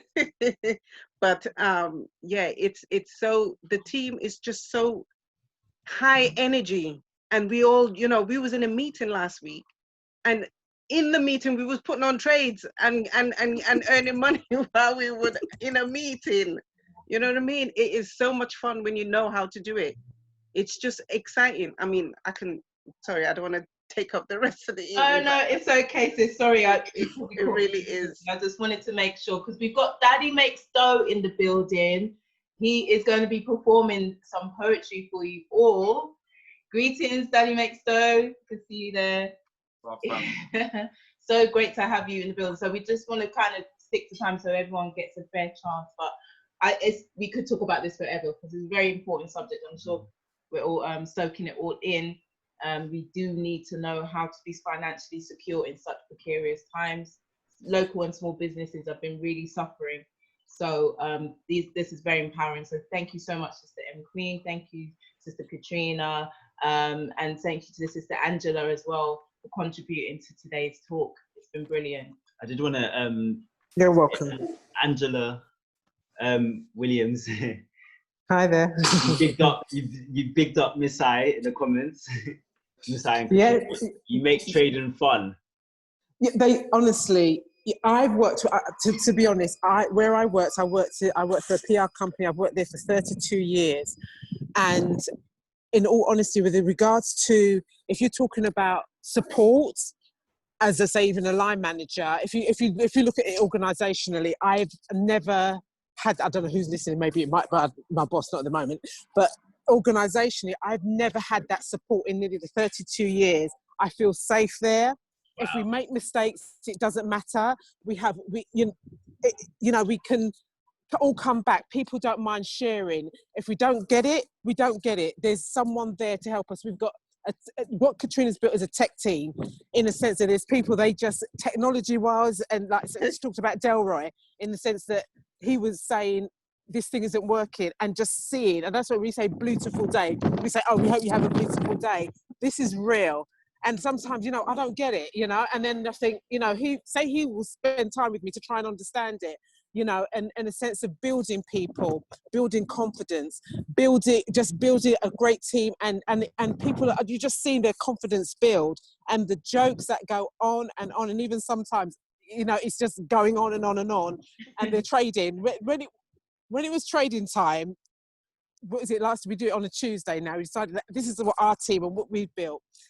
When they were trading backwards and forwards, the jokes that were going on, and say Katrina, it's very, very professional. When it comes to trading, my lady can trade, yeah? And when it's a trade coming up, that's it. It's focus, focus, focus, and everybody's focused. And it's just fantastic. You're learning, you're earning. Yeah, some days it doesn't go well. And that's happened, and it's just about risk management and not being greedy. You're taught those skills. So I just thank Miss I for, as I said, we've worked together on other things, and I can see she's gained out of it. There's other people that I've introduced, and I'm seeing them growing, and it's just wonderful. It really is. And they said, and we're covered by Katrina. Absolutely wonderful. Yeah, thank you so much, sis. I think we're all sold. Okay, so get back to Miss I. Yeah, yes, please. Honestly, yeah. So yeah, she's put her details up for everybody in the group. We've gone past it now, but yeah, do have a look on the chat. Yeah, just drop it again. I did. Thank you, everybody. Thank you, Katrina. Thank you, Miss I. Thank you, really all family. Greetings. Blessings. Okay.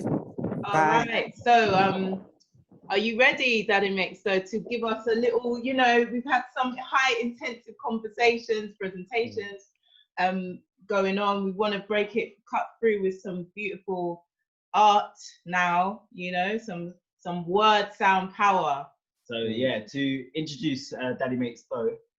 Daddy Makes Dough, we first connected at our event called Out of Noise in the Ritzies in Brixton last year. And he said that it was his first performance. We didn't believe him because he absolutely blew everyone away.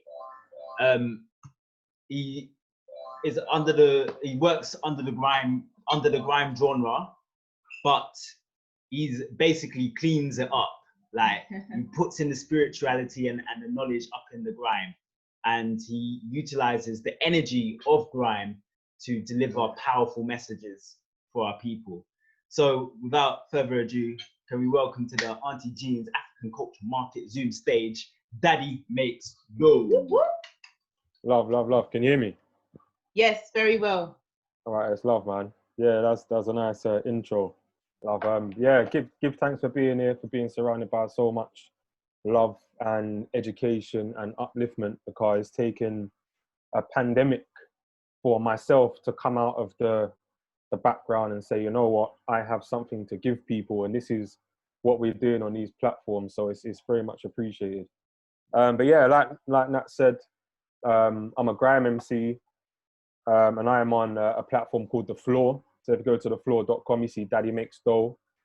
And yeah, I'm a grime MC. I'm a dad of two. I'm a long-time partner. So I just put all of these things that I go through in my music, because I only listen to grime and reggae. Reggae has uplifting powers. I remember in a gym once, I was playing music. Nobody'd ever like it. But then I started playing Bob Marley and people started singing and dancing. And some of these people can't even speak English. So good music is good music. It's good vibration. So that's what I've been taught. And that's kind of what I like to put in my music. I'll do something later that you lot can see But yeah, I just want to give some upliftment before I start a little piece of writing that I do. So on my floor page every month, I put up a piece of music and a spiritual piece of writing. And basically this is what I'm going to do today: one piece of writing, one piece of music, so you kind of get the feel of who I am and what I do, so I can use my gifts to try and uplift, because like everyone was saying, they're using their gifts, the things that they've learned, to help and uplift and educate each other. So that's what I'm just trying to do for myself, because there was a time when like many people, you go through hard times and you kind of get broken down, and it took that process for me to build myself up and build my spirit even stronger than it was. And then I got back to my music, got back to my writing. So when the brother was talking about spirituality and ancestry, mine kind of grew from something negative. It broke me down, it took me away from people, it made me focus on myself, on nature. And cut the long story short, I try and help others be as great as they can be, because through all this madness that's going on now, it's going to be us. They talk about New World Order and all that madness, but the New World Order is us. The New World Order is the melanated ones who are going to evoke their ancestry and connect with their power, their purpose, with nature. We were talking about nature before. It's all one. It's all synchronized. It's all connected. And that's what I try to kind of, it's just perspective. But yeah, I digress, because I'm nervous, innit? I don't do these things. And I'm normally with nature or with my kids. So I'm not used to talking so much. So it's love same way. So I just want to read something that I wrote. It's called Energy. My nan, she's from St. Anne's, and she's from Clarendon. My partner's from St. Anne's. She was the most close person to me growing up, more so than my mum. So it's love same way to my mum, but you just have that person you connect with naturally, and it was my nan. When she passed, that's when I started to become more aware that there were other frequencies out there, because she kind of spoke to me and all that stuff. So that's stuff that you'll see on the floor. It's free to subscribe, all that kind of stuff, and you can see my stuff. So that'll be coming in the future. So I just want to read something called Energy. I've got no space in my mind for hate. I only hold positive vibes. I can tell you the day this changed. It was before my grandma died. I was lying in bed but weren't sleeping. Then I went somewhere in my mind, deeper than a previous place, somewhere in the absence of time. I can only compare it to space, as the stars in the distance shined. I was there but I had no face, no body, no nothing, just mind. I was energy, I felt the waves. It was the only thing there to describe. There was nothing but me and these stars. The galaxies were a wave combined. I was where my spirit was created. No happy, no sad, no life. No anger, no joy, no nothing. Just a moment that doesn't pass by. Like a scene in a painted picture that doesn't ever move, but it's live.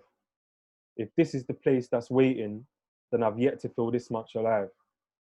I felt blessed when I returned from my travels to experience what I did, so I cried.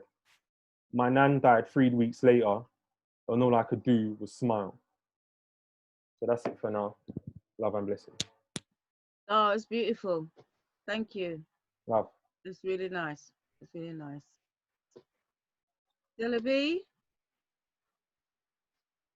That was absolutely beautiful. Yeah, that was really beautiful. Thank you for sharing that. And Daddy Mixer will be sharing more with us right at the end of all of the presentations. So please stay in tune for more from Daddy Mixer. Thank you for that. It's really open, and he is such an open brother in terms of his heart is huge, but he's very strong spiritually. And I'm wondering what our two spiritual brothers, Galactic Clyde and Siayome, are thinking or feeling from Daddy Mixo, because yeah, I'm sure there's a connect But yes. So yeah, flowing on from Daddy Makes Dough, we want to introduce Siayome. Siayome. Siayome. Oh, sorry, Siayome. Respect, Siayome. Yes. Yes. Yeah. Can you hear me?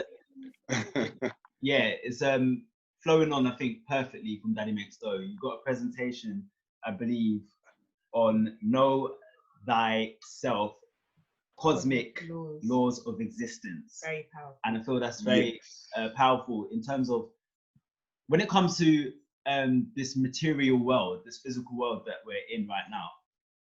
If you think of things simply and merely on a physical basis, then we don't stand a chance against the enemy. Like, that's the truth, right? They own the technology, they're able to shut down our entire world like this, and we're not able to do much. They, like, whatever. But what we do have is our spiritual power, our cosmic power. So yeah, Siayome, do you want to take over and explain more, elaborate, and break it all down? Yeah, sure. Thank you very much. What you said is absolutely true. We need to connect with our spiritual anatomy, energy, consciousness, the different terms. But what I would like to do before I go into what I'm going to explain, penetrate into more and expand.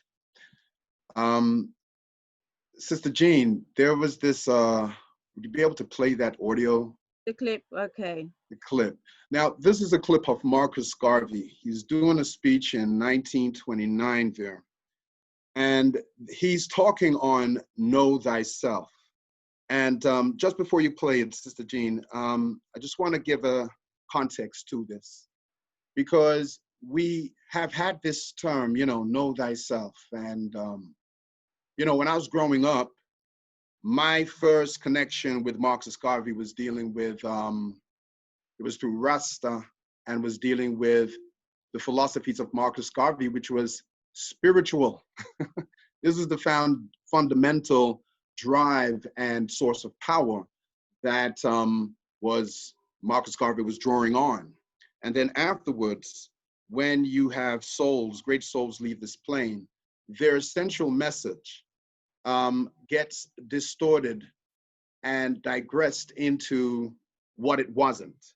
And then we're looking for this power. We're looking for this, you know, people following, and for years, I mean, it's 137 years since Marcus Garvey has, you know, he was born what? His form came in here in 1887. So from 1887 to 2020, I think it's 130 years, something like that. And what I'm basically saying, I would like you to listen to this clip. It's about 6 minutes, going to 7, and hear exactly what he means by knowing thyself. Sister Jean, could you? Ready? May I say something to you to give you a true knowledge of yourself and life, so that the same glory and success attained by other men who understand themselves may be yours? Man in the full knowledge of himself is a superb and supreme creature of creation. When man becomes possessor of the knowledge of himself, he becomes master of his environment, the captain of his own ship, the director of his own destiny, the accomplisher of his own ends. Man should understand himself because man is full of knowledge, and this knowledge is a gift of nature. When Mother Nature created man, she deprived him of nothing. He was given the faculty of understanding all things around him. This faculty for understanding has not been taken away from him. None of his senses have been taken away from him. So there is no excuse for the black man in lacking the knowledge that man is used to beautify the world and produce all that he needs for his happiness and civilization. Look the world over, and whatever you see in it that is pleasing to man, contributing to man's comfort, to his needs and to his satisfaction, it is but the work of man. Man blessed with the knowledge of himself and the understanding of all things around him. If you are able to live with the knowledge of yourself and with the greater knowledge of nature, you must know what is good and what is not. You must know what is finite. You must know that which is material, physical, and otherwise is at your disposal to create or otherwise use. If we leave America and go over to the east to Japan, they will be telling their fellow citizens of Japan of the wonderful accomplishments of the Japanese people, proving that man is moving onward as time moves on. But you have hated yourselves as you have done in previous years. You have shown malice, prejudice, and hate to each other. And the result is that while other races have made progress, while India has made progress towards nationalism, while Ireland has made progress towards republicanism, while the whole world has made progress in man's accomplishments, you still stand fighting yourselves, dishonoring yourselves, showing no disposition toward that higher life so that you will be abundantly blessed. So reflect and think that you were created for some purpose other than exhibiting malice toward your neighbor or fellow men of your own race. What a pity it is that we cannot stand united without a written law. There is no written law compelling other races to stand together. They are brought together by the gentle touch of nature.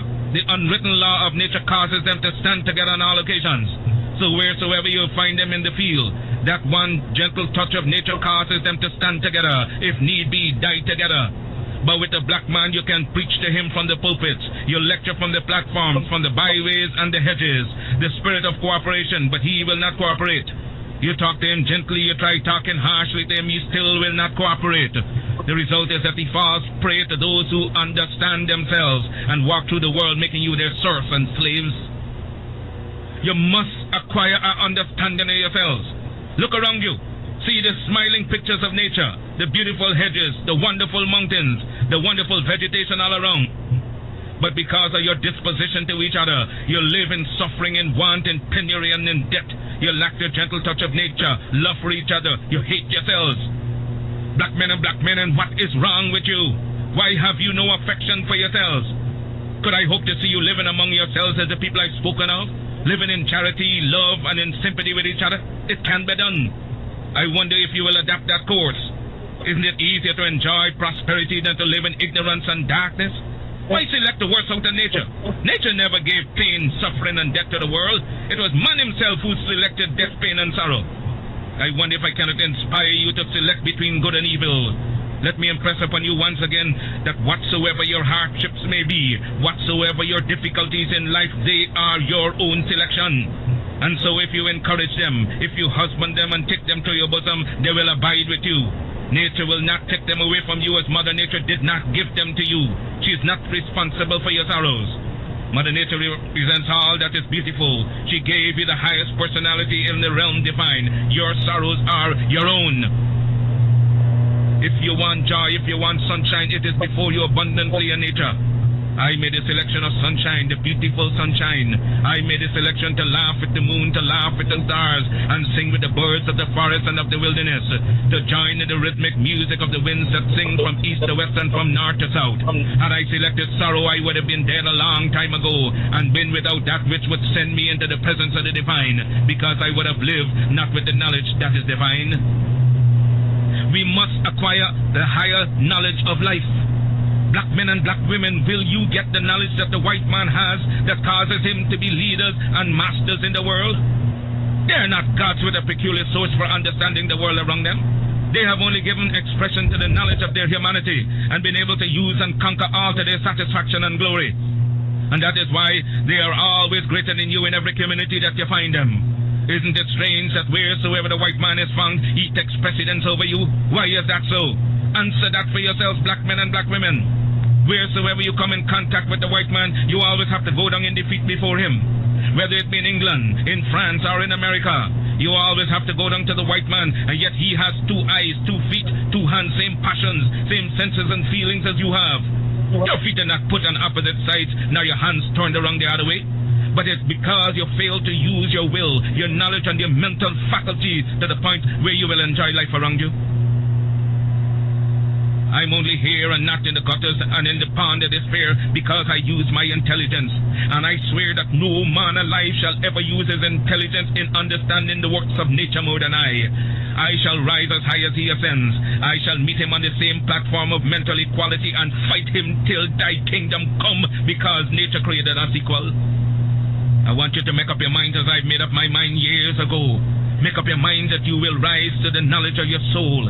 Because of your ignorance, you cannot understand and decide between good and evil. You don't know whether you're doing right or wrong. With a greater knowledge of life, you're able to appreciate all things around you. I'm able to gather you here because I understand you. Understand your neighbor, your wife, your children, and you will be able to live in harmony with each other and get the best out of life. Okay, thank you very much. Thank you very much for playing that, Sister Jean. Now, all of you who heard this, firstly, if you can unmute yourself and just want to get some feedback. Everybody online here, did you hear all of what Marcus Garvey just conveyed? So much. Right, thank you. Yes, you know, just show some indication, please. Yeah? Yes. Thank you. Yes, most definitely, yes. Thank you. All right. Now, you see, one thing you would notice there within everything Marcus Garvey said, let me see who has the answer. One thing Marcus Garvey never said, never made a pun about, where he was not coming from. What level was Marcus Garvey not coming from? And if I can put this question to you. In fact, look, I will just say it. Marcus Garvey was not coming from no victim consciousness. Marcus Garvey said, when you make up your mind like I have done long time ago to rise to the knowledge of your soul. Now, how many years later, Marcus Garvey passed? People use Marcus Garvey's name. We talk about identity, and identity seems to now be fundamentally based upon the color of your skin. And Marcus Garvey, weren't talking about our knowledge of self based upon just looking at the corporeal form, the color of the car you drive, or the color of the socks you wear, right? Now, he knew about his identity that transcended that, and our identity that always had transcended that. But due to the conditioning, and of course, what's going on now, what's been revealing is the deep, deceptive manipulation of consciousness that's been going on this planet for thousands of years. And how it's actually being done, we would have been able to understand this if we realized that knowledge of self truly means the knowledge of your soul.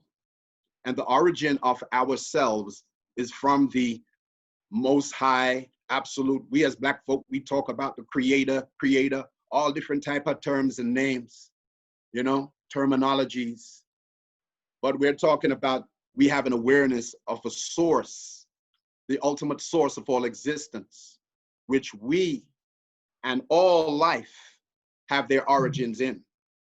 And when you are tuned in to this level of self-knowledge, then you're working with the cosmic laws, which is what I've introduced in saying knowing thyself, because it is therefore understanding the cosmic laws of your own being and the whole of existence.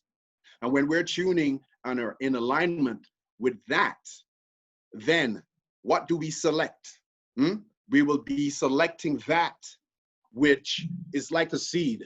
There's an old saying in Jamaica where they say you can't plant peas and get corn, because you know my grandmother and mother, the old folks have these wisdom sayings, which are actually tuned into universal laws. So you can't plant peas and get corn.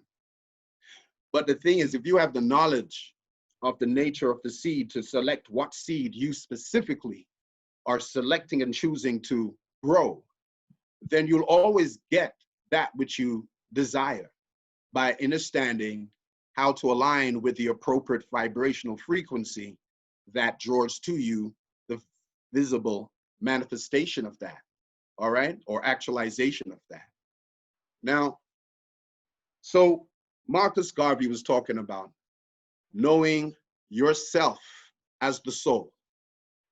And in astrology, we have the astrology, and it's important to go into words to understand really what frequency you're lining up with, because we know the deception and the ambiguity of the English language and other languages. Because, you know, you hear people would say that it's about the language, and if we were speaking our tongue, our language, you know, we'll be unified and everything will be, you know, realized. I don't agree with that, because people of different dialect and a whole heap of different dialects in Africa and a whole heap of different type of how you can say, different type of slangs and different type of patois in different type of regions. Not everybody understands each other, and not even the people who speak the same language understand each other, because we have different meanings and different associations to those words. And most of us don't, in a sense, go into and educate ourselves. We just believe what we are taught. Oh, this means this, that means that. But to actually go into it for oneself, so you can take command of the words you use, understanding the vibrations you want to align with, and the true meaning behind what you want to convey. It's important to understand the words you use, you see. So I say this, astrology, for example, astro means star. Ology is to study, just simplifying it. Now, we usually think in a sense where we are fixated on the external. So when we hear things, when we talk about the patriarchal and matriarchal society, we're in a patriarchal. The patriarchal is representative of the externalization of attention, or the masculine principle, which moves out from a center. Yeah, from a center, it moves outward. And that expression and activity is representative of the masculine principle, okay? Now, there's more to it, but the point being, in a society that has conditioned generations to be fixated on the outside, then this is the reason why we don't really take that time for inner reflection unless something happens in the outer world that throws you deeply into yourself, like some emotional trauma or something that, you know, some attachment to some strong material attachment towards identity, and that leaves you, okay? Things change in that department. These things bring on certain, you know, psychological depression, emotional depression, and so forth. Now, these things become like catalysts to throw you into yourself. And it's when you go into yourself and you start to reflect and you start to question the things that you may never have questioned before, the things that you believe, the things that you identify with and associate with, and what your attachment and your needs are and dependency upon. You see, until something catastrophically happens, a lot of folk don't take that time check to check out themselves, okay? So to know thyself isn't about the superficial things that we have become very attached to and associated with, that keeps us on a certain mental low frequency wavelength of mentality that keeps us manipulated through the divisiveness of these ideologies we carry called identity, okay? Now, I know I don't have a lot of time, and there's things I really would want to expound upon, but I want to give you, you know, the clarity of where I'm coming from. So when we, when we are dealing with identity in this day and time now, we're going through a big, major energetic shift, a major energetic shift in consciousness, right? So now, the cosmic laws. Let me give you a little rendition of the cosmic laws, and then I will tie up what I'm saying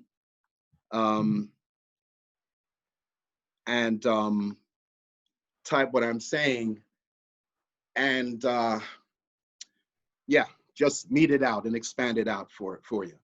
So when we deal with cosmic laws, we're going back to, some folk will call it the Hermetic principles. The Hermetic principles links back to a Greek rendition of an ancient principle in ancient Kemet named Tahuti. But there's a duality with this thing. But in ancient Greek, you had Hermes. Hermes Trismegistus. Hermes Trismegistus. Many of you have heard of that term. Now, Trismegistus means thrice or 3 times great, okay?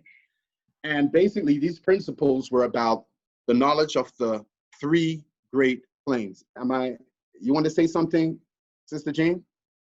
Oh, so I'm on mute. Okay, I thought I was getting interjected there. So these Trismegistus, Hermes Trismegistus, is where you get these Hermetic laws. But the Hermetic principles also relate back to ancient times of Tahuti. And these principles also go back to deep ancestral knowledge in different cultures of what is termed universal laws, understanding your oneness with the universal spirit, understanding your oneness with the cosmic principles would be you would be presented as Ma'at, the laws of Ma'at.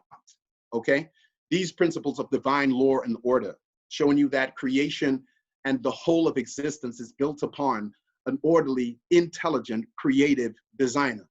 Nothing is haphazard, okay, and nothing is by accident, so to speak. These are statements and these are perceptions that come about when we are ignorant of the universal principles behind the whole of existence, okay, which is actually the law of our own being, all right? So some time ago, me and Clyde did what I was on my show, Cosmic Roots, what was this, back in April, March, around April, May, yeah, around between April, May. And one of the shows, it was about the manual, you know, the manual for ourselves. Now, you know, when you get something like an appliance and so forth, it comes with a manual, an instruction manual, okay? And how, you know, the thing operates. But when it comes to us, all right, we think we don't have an instruction manual. Now, the thing is, the instruction manual we do have, but these are the cosmic laws, okay? And you can find knowledge about this in a book called The Kabbalion. If those of you, you know, seeking to understand this a bit further, get the book The Kabbalion, and you can go into the Hermetica, okay? But you see, you can find this principle in other systems, spiritual systems, because everything is really based upon this absolute truth. Even the physical laws and the laws of nature are based upon universal cosmic principles of existence. So the time when we knew ourselves, we knew all about what I'm explaining to you now and sharing with you now. So a little introduction to the cosmic laws are, firstly, you have the three immutable principles. Immutable meaning that which is unchangeable, that which is indestructible, okay? That which is always what it is, all right? It doesn't change its nature.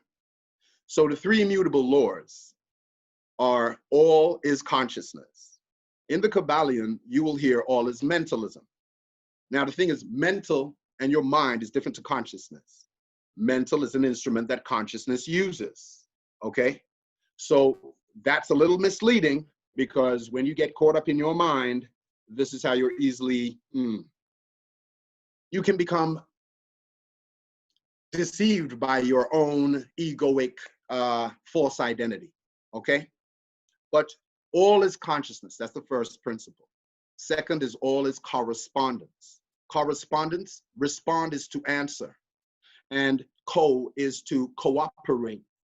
So when you're dealing with correspondence, you find there is correspondence, for example, the sign Jupiter would be associated with Shango, okay? In Greek, it would be Zeus, okay? You will have correspondence where you have other systems correlate with another system, which you may think are not related, but basically they are. They're just going by different terminologies. So through the law of correspondence, you're able to find connections to get greater insight through seeing the corresponding relationship and connections that things in nature have with others. For example, a tree grows in a dendritic fashion. Dendritic is the patterning or the design of what's similar to your nervous system, okay? So you hear terms also, the micro and the macro. So you hear the term, the universe is within us, okay? Well, these are correspondences. This is how you find your relationship to that which you are already connected to, but without understanding correspondence, you can turn around and believe you're disconnected, right, from your source of beingness, when it's impossible to be disconnected from your source of beingness. But if your perception holds the illusion that you are separate from the source of all existence, then being a creative power and not understanding who oneself is, you end up creating experiences where you experience separation. Now, through separation, you experience fear. Through fear, you experience, greed and conflict, because you believe you have to compete with others to get what you need to survive at the expense of others because there's not enough. This perception, this misperception, is what creates these forced realities that we then experience through the plane of cause and effect. Okay? So let me continue. The three, so the first I said, immutable laws is all is consciousness. All is consciousness. All is correspondence. The third is all is vibrations. Now, everything vibrates, moves. They tell you in the sciences of today that, the atom is 99.999999939 is basically empty space. But the truth of the matter is that what is perceived as emptiness is actually filled with energy, okay? So all energy is vibrational frequencies of consciousness. So let's explain. All is consciousness, all is correspondence, all is vibrations. All vibrations correspond to a state of consciousness. All consciousness corresponds to a vibrational frequency. So you see how these three, this trinity, this triad, the immutable principles of existence, which never changes, work together. And this is basically how the law of existence operates. It operates upon the activity of consciousness undeviatingly. So in the audio, you heard Marcus Garvey was saying, the knowledge you need to have of yourself will make you know what is good from what's not good. And you would know what to select out as a vibrational frequency, a desire, a thought, what you desire to align with, what you will then vibrate in your blood, because your blood is intimately connected with your thoughts. Your blood is intimately connected with your thoughts, your breath, and obviously your heart. So as you think, you are sending a signal vibrationally that shapes the way your blood is vibrating. This is very important. So your blood, and we talk about ancestral, but I'll come back to this point in a little moment. But so you got the three immutable laws, which I have just explained. All is consciousness, all is correspondence, all is vibration. Then you get what they would say is the four immutable laws, but there's actually another two, which is six. All right, but you're not going to get that in the Kabbalion. It's only when you're going beyond what you're being presented to you to take in as everything. When you can go beyond that, you discover more. So anyway, the four or six, I'll give you the six of them, additional. Now, these are called immutable laws. These principles are what you are to work with. These are the operative tools. You see what I'm saying? So the law of polarity. The law of polarity is the principle of mental transmutation along the lines of polarity, which is two extremes of the same thing. So hot and cold, wet and dry, sharp and blunt, light and dark, black and white, okay? Good and evil, up and down. You see, these are polarities, and they're two extremes of the same thing. Now, one is vibrating at a lower frequency, one extreme of the pole, or the other extreme of the pole is vibrating at a higher frequency of the same energy. But when one doesn't understand the law of polarity, you then mistake two things that you're observing as two separate things. You now think that light and darkness are two conflicting forces, okay? and you think that this is how divisive programming, okay, is initiated into people. Because when you're looking at your own anatomy, you can debunk this nonsense of separation straight away. Your arms, your right arm, your left arm, your right foot, leg, your left foot, okay? They're duality. They two separate things they appear to be, but they are both connected to the trunk of your body, your arms and your legs. This is symbolically indicating to you that what you perceive as dual and separate are basically two things, two aspects of the same one thing originating from the same source. Now, when you realize that, you know that all is one. There is no duality and separation, all is one. Because you will not be under the forced perception of separation, believing that night and day are two separate things to war eternally against one another. But on the fourth plane of consciousness, because you have different densities of consciousness, that duality plays out. And this is what we're experiencing now. What side do you take? Which team do you support? If I don't agree with your point of view about this, then hey man, we cannot stand in the same room together and think now it's war. This type of thing is based on the way we have been made to perceive reality and ourselves as being separate from the source of all existence.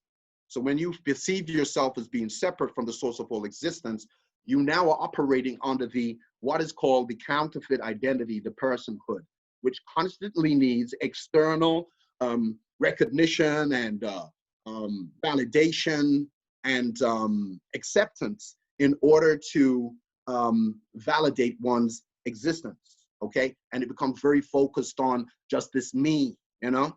But it's this artificial identity which is being programmed, okay? Within a society we've all grown up in, and now we're in this particular age and time where it's called the apocalypse, the unveiling of that which is being hidden.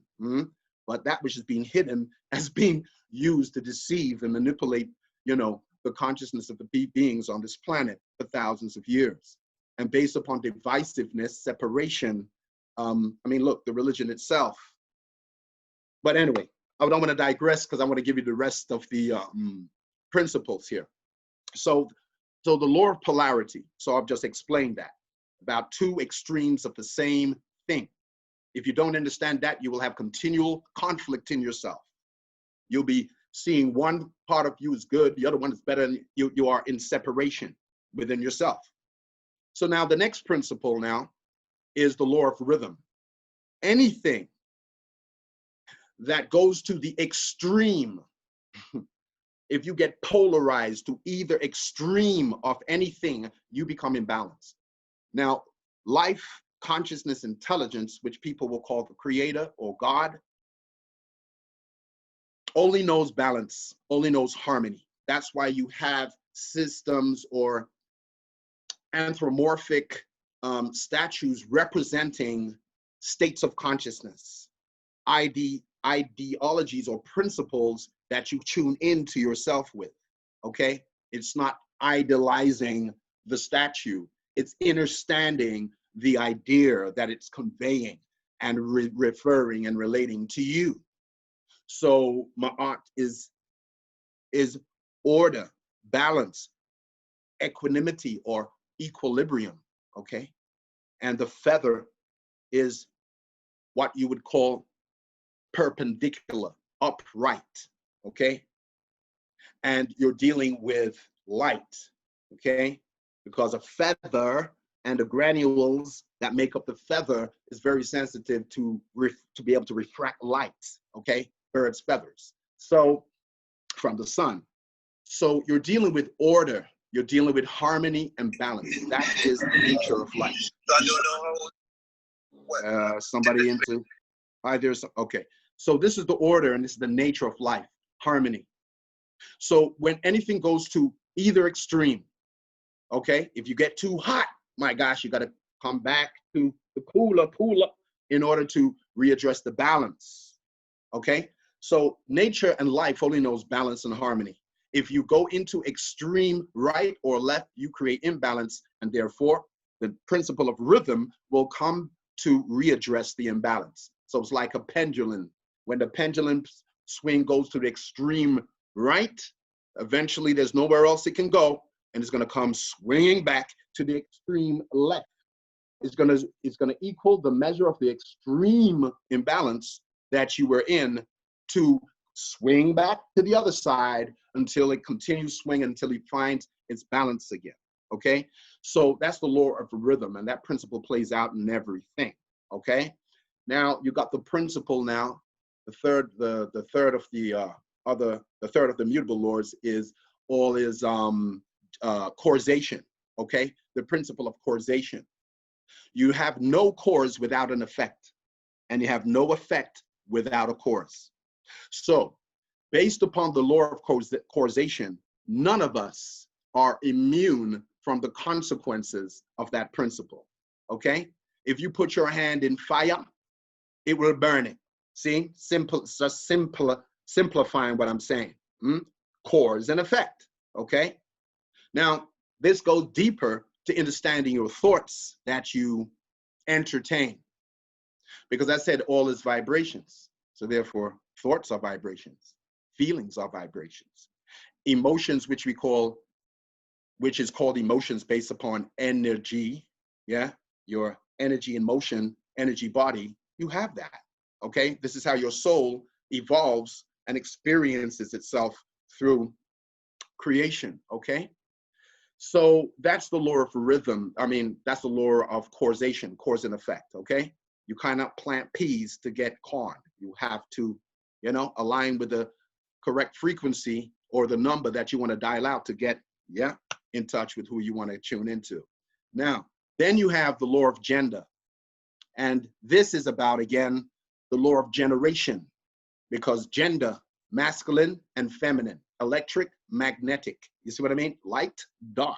You see, stillness, motion.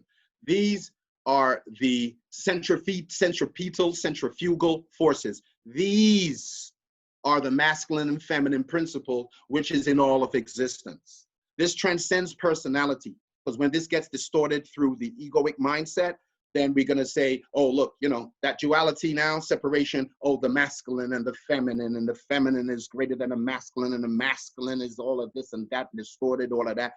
And the thing is, it's like, look, again, you're dealing with two from one, okay? You're dealing with spirit and matter, okay? Subtle and gross, originating out from the same one source. When you realize that, then you don't get caught up in divisiveness, manipulation, believing in separation, and therefore now the masculine and the feminine is at war. You see what I mean? That is all based on wrong knowledge.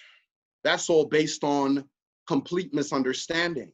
And there is those who benefit from people being in divisiveness in their beliefs, okay, about themselves and about reality.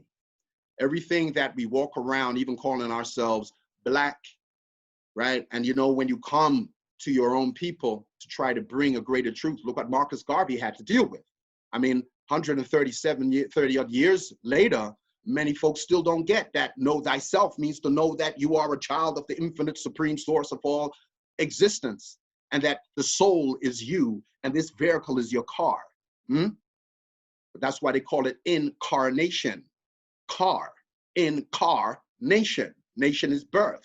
Car is vehicle. In is obviously obvious of being within, okay, or permeating through. So your car is not who you are, but the eternal living soul that you always will be, but you are here because of your soul's intention, and you're here to ascend and raise your frequency, okay?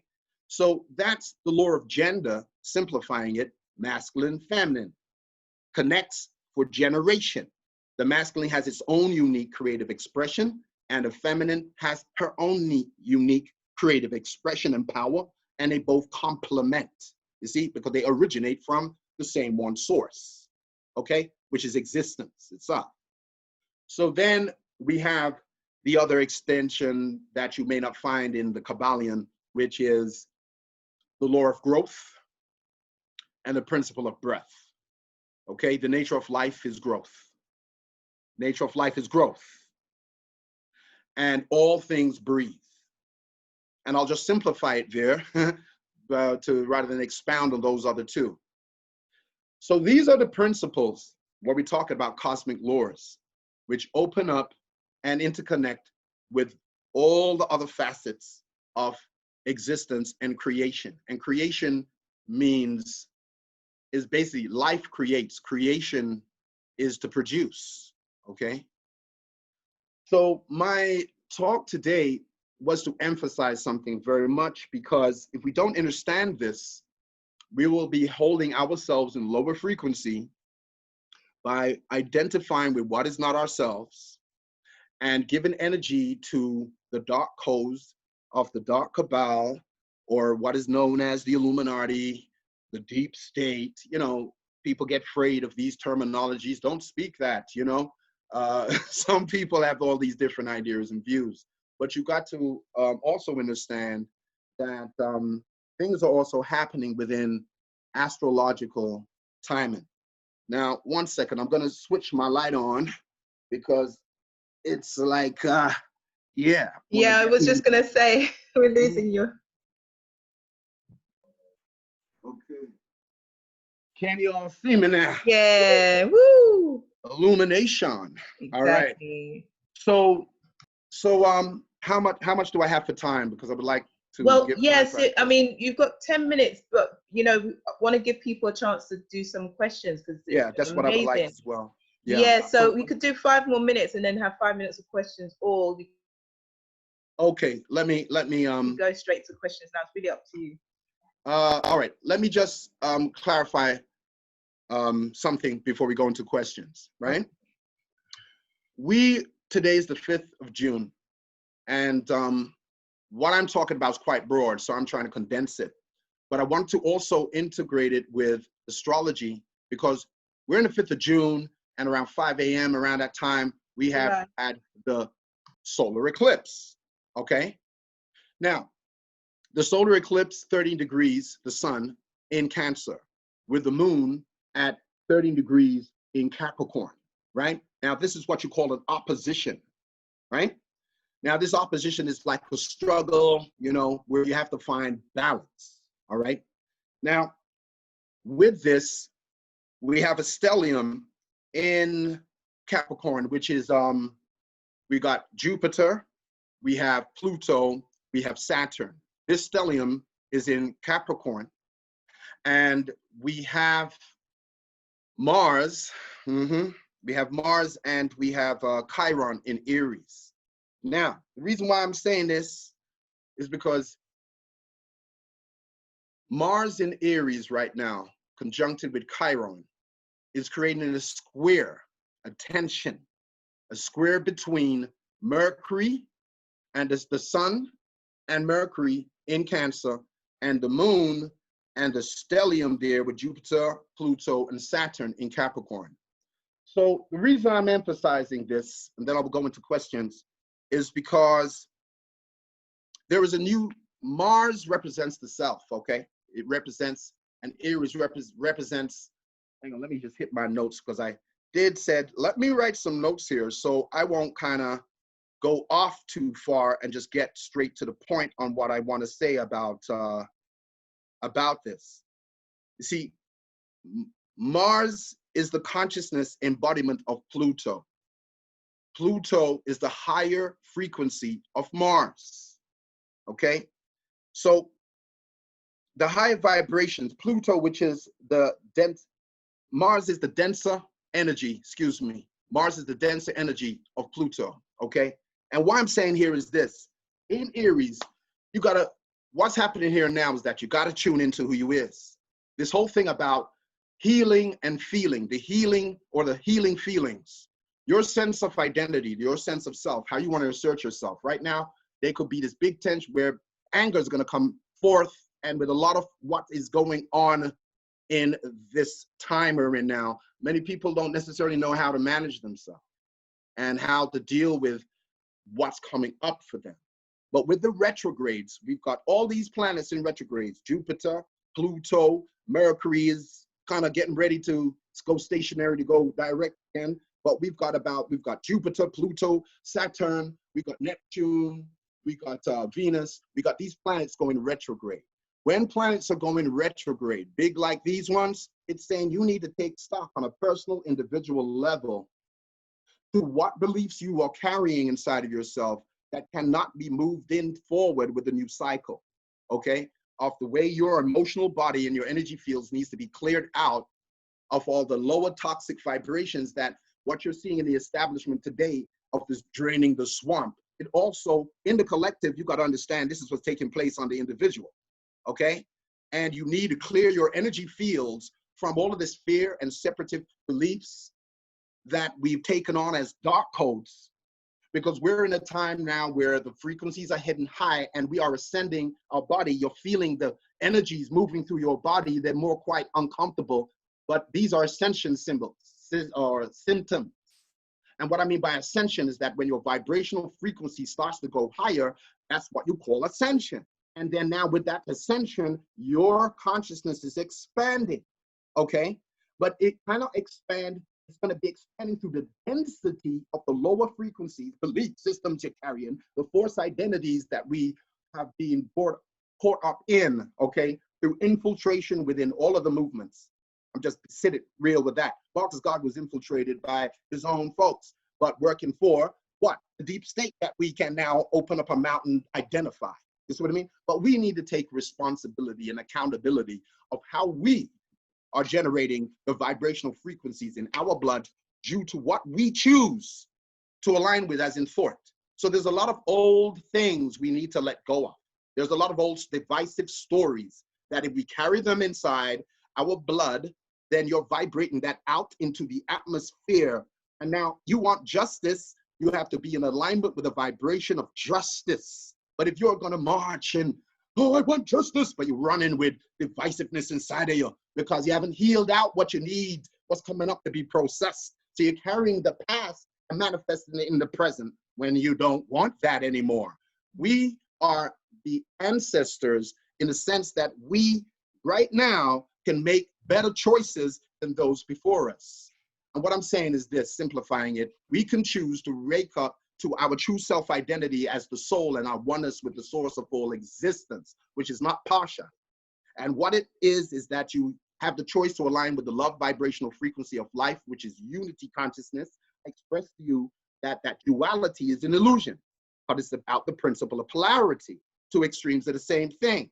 So when you realize that, you'll be shifting into 5D consciousness, you see, rather than the 5G and, you know, pandemonia that you got always superimposing itself on what is natural. You got an artificial version trying to give you an upgrade, okay? 5G and the implants and all of this type of nonsense. But the point being is that the organic cosmic way is what we should be aligning with, and what we're doing is distracting ourselves with a lot of the force flags and this force identity that we're attached to when we are something far more grander than that, as Marcus Garvey was saying.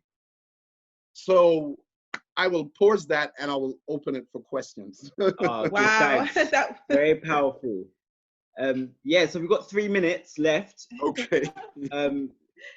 Like what I'm saying is, everyone, if you want to just unmute yourself and fire away, like whatever questions you have. Yes. Powerful. Oh, or maybe I see a whole heap of questions coming up on here. So this is the clearing I was talking about on Friday. Sister Nkechi was talking about this on Friday, about what we need to clear. It's very true, okay? This is vibrationally, frequency-wise. We are going through a metamorphosis like a butterfly, okay? Caterpillar butterfly, all right? And this is what we need to facilitate. We cannot do that by holding on to the old denser of emotions and beliefs. I mean, come on, a lot of this stuff has been stories. A lot of things are going to be coming out now that is going to shake a lot of people's belief systems, their view on spirituality, because what they've been believing is actually being deceiving, okay? And many people are going to have cognizant dissonance but this is necessary for the shift in the vibrational frequency of the planet. The magnetic field around the sun is already kicking off, okay, because we're now in a new 11-year cycle of the sun's awakening. So what happens on the magnetic field around the sun also impacts the magnetic field around us, because we are magnetic, electromagnetic beings, okay? So I'll just see. We've got a quick question. Very quick one. How important are the foods we eat according to how we are able to have clarity in consciousness? That's Daddy Makes Dough question. So the food we eat is important. Yes, the food we eat are important because the natural foods is the natural medicine of the body. But we have to understand that we have to perceive ourselves beyond just the physical and the material now. Because think about it, right? You got technology, which is actually mimicking us. A computer is your brain, okay? And your brain is programmable, okay? But it's either programmable by that outside of you, which you're giving your energy to, or with you, yourself, your soul, all right? When you take charge of who you are and responsible for your thoughts, frequency, vibrations that you are going to be emitting from yourself that has a creative influence on your environment. And your environment starts with the one within you, because N is the prefix word to mean inward, all right? And because we've been so conditioned to focus on the outside, we think we are picked up, dropped in an environment, and outside of us, we look around as our environment, when the word itself is saying inside you, like enjoy, means the joy within you. Endocrine is your glandular hormone secretion system within inside you. So environment is the life, in bio, life, mentos, your mind, okay? Just breaking it down real quickly, but it's your environment, inner environment. And many of us don't take any time about that unless some illness comes in and then now we want to change. But it's not just going to be about food, because it's not what you put in your mouth which corrupts you, it's what comes out of it. You may have heard of somebody, you may have heard that statement, because that's an esoteric statement, because it's the vibration that's coming out of you that creates and affects everything around you, the cells in your body, firstly, and the atmosphere around you, which is circle of spirit. Atmo means spirit, sphere means circle. So your blood is vibrating at a frequency that is correlated with the thoughts that you dwell in and the beliefs that you hold on to and energize, okay, your emotional body with. And then that permeates into the atmosphere, okay? Subtle hatred, subtle greed, subtle divisiveness, you know, these things that's held on to in the blood that you need to dissolve. Because that will then be a magnetic, electromagnetic. You activate with electric, your thoughts, you send out electrically, and it draws back to you magnetically with your feelings, what you pull or push. That's the magnetic spectrum of the two, okay? So food is important because you have a chemical reaction with the food, but it's the kind of foods you're going to be dealing with. And you got to understand that we all have unique system in our bodies. So it's not like we all wear size 9 and let's all go run around finding size 9 shoes when your feet are size 10 or size 8 or size 7.5, okay? Because when you're dealing with food, you have to understand that your system operates differently to someone else. But there are basic universal things that you can say, yes, water, you know, greens are natural things, sunlight, of course, yeah? But you have to tune into your own intuition to understand how your unique system operates. Because one man's food is another man's poison. So you don't want to get too compartmentalized in just this physical thing. Because I find that people just think that food that we eat and, you know, physically consume is the only food. Your thoughts are energy. Your thoughts are nutrient. Your feelings are nutrient or toxic. Yeah? And this is really this is what is the big impact upon us that we ain't being taught about or shown, okay? And we keep looking outside thinking, oh, the source of the problem is out there. If I just ingest this, then the effect will change. No, you're the cause and outside's the effect. You see what I'm saying? And until we realize that, we'll be keep putting our power outside of ourselves. So you can't obtain certain food that, oh my God, it's just required for you to eat. So that's it. That's it. No. It's over. No, it's not. You got to tune into the multiple frequencies, which some are calling spirits and ancestors, but they're just different terminologies of a universal principle that is always there, okay? And we're dealing with information overload now. Well, okay? My brother, I'm so sorry to interrupt, because this is a flow and this is this is hitting me in so many ways, but we've got Daddy Maxwell's going to be performing later. We've got Galactic Clyde, but this has been so powerful. The key is to keep a balance on what you eat, but it's more important to align with one higher vibrational energy to override everything. Siayome, I so love how you are explaining this all so eloquently. My cosmic brother, Siayome, tell them about the effects of hanging on to fears.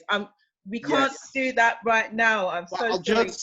just say it in two. I'll just say it. Let go of that. You got to deal with that. That's your ego holding you back. Fear is toxic poison to everything inside of you. And this is why the whole educational system and the environment is set up toxically, all right? To keep you in fear and separation. Don't get polarized. Deal with the oneness, because that's the truth. Individual means undivided duality. Look it up.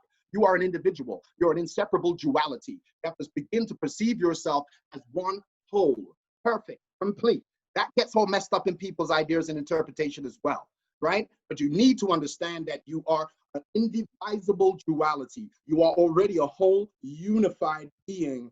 And this is how you tune in and raise your consciousness frequency through meditation, through stillness, through self-reflection, through the higher currents and frequencies that are present right there now, but dealing with non-physical communication, expressing itself through physical form. And this is you, both one and born that way. You know what I mean?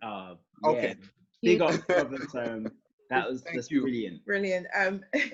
So we want to flow into Galactic Clyde, who also had a question for you, but we're gonna, Galactic, is it possible to just step straight into your presentation?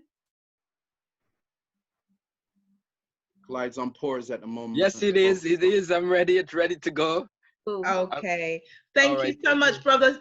Siayome, I'm gonna ask you, please pop your details into the chat. We will shout them out at the end as well to make sure everyone can get hold of you, because this has been very inspirational and powerful, very moving, and so apt for the time we're in. I'm sure we're going to just contribute to that with Galactic Clyde's own talk as well, and we'll finish off with Daddy Makes Those. So please do hang tight, audience. You've been very, very, very good and patient. Well, you've been benefiting from these powerful presentations.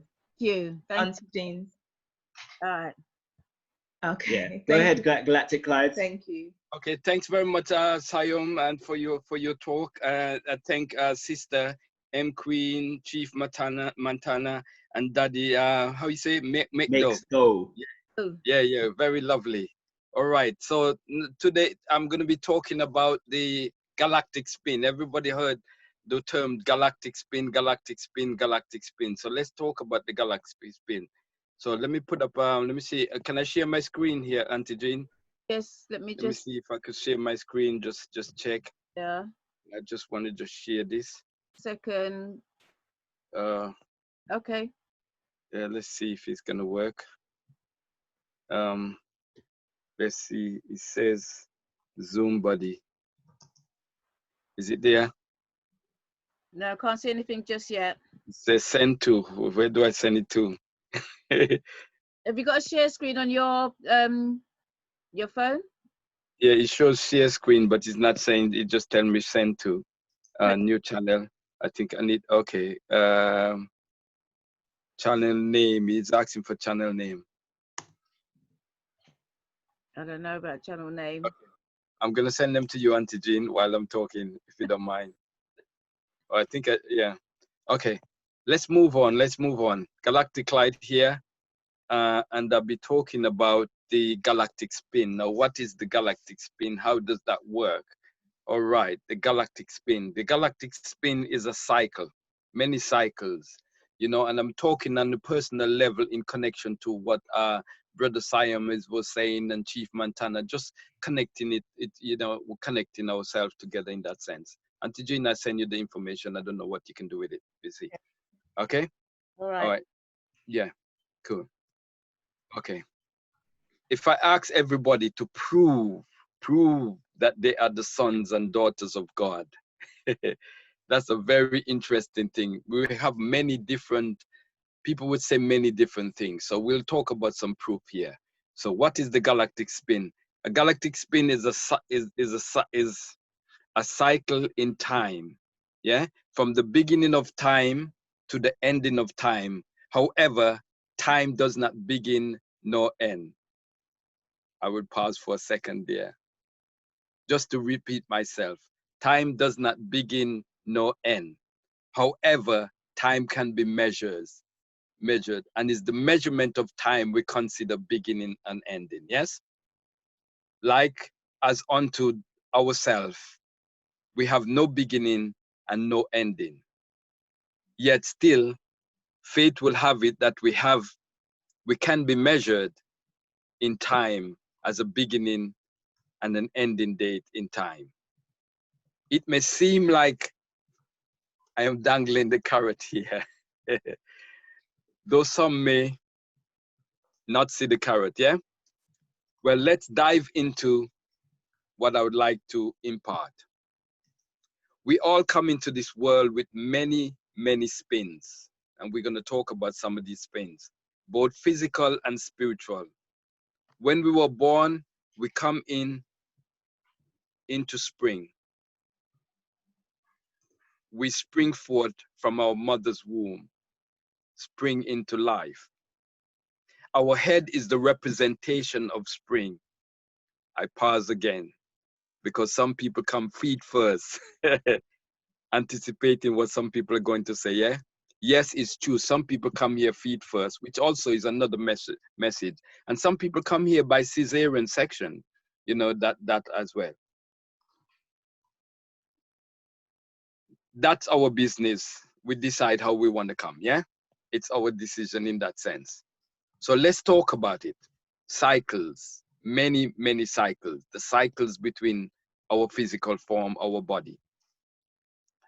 We know that from the head to the feet, and especially when I say we, I'm talking we in the astrological community, or we don't understand astrology and the physical body, that the head itself represents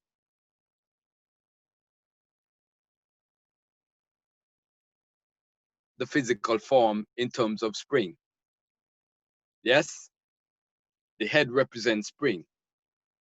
Our whole body, yes, is symbolic of one day.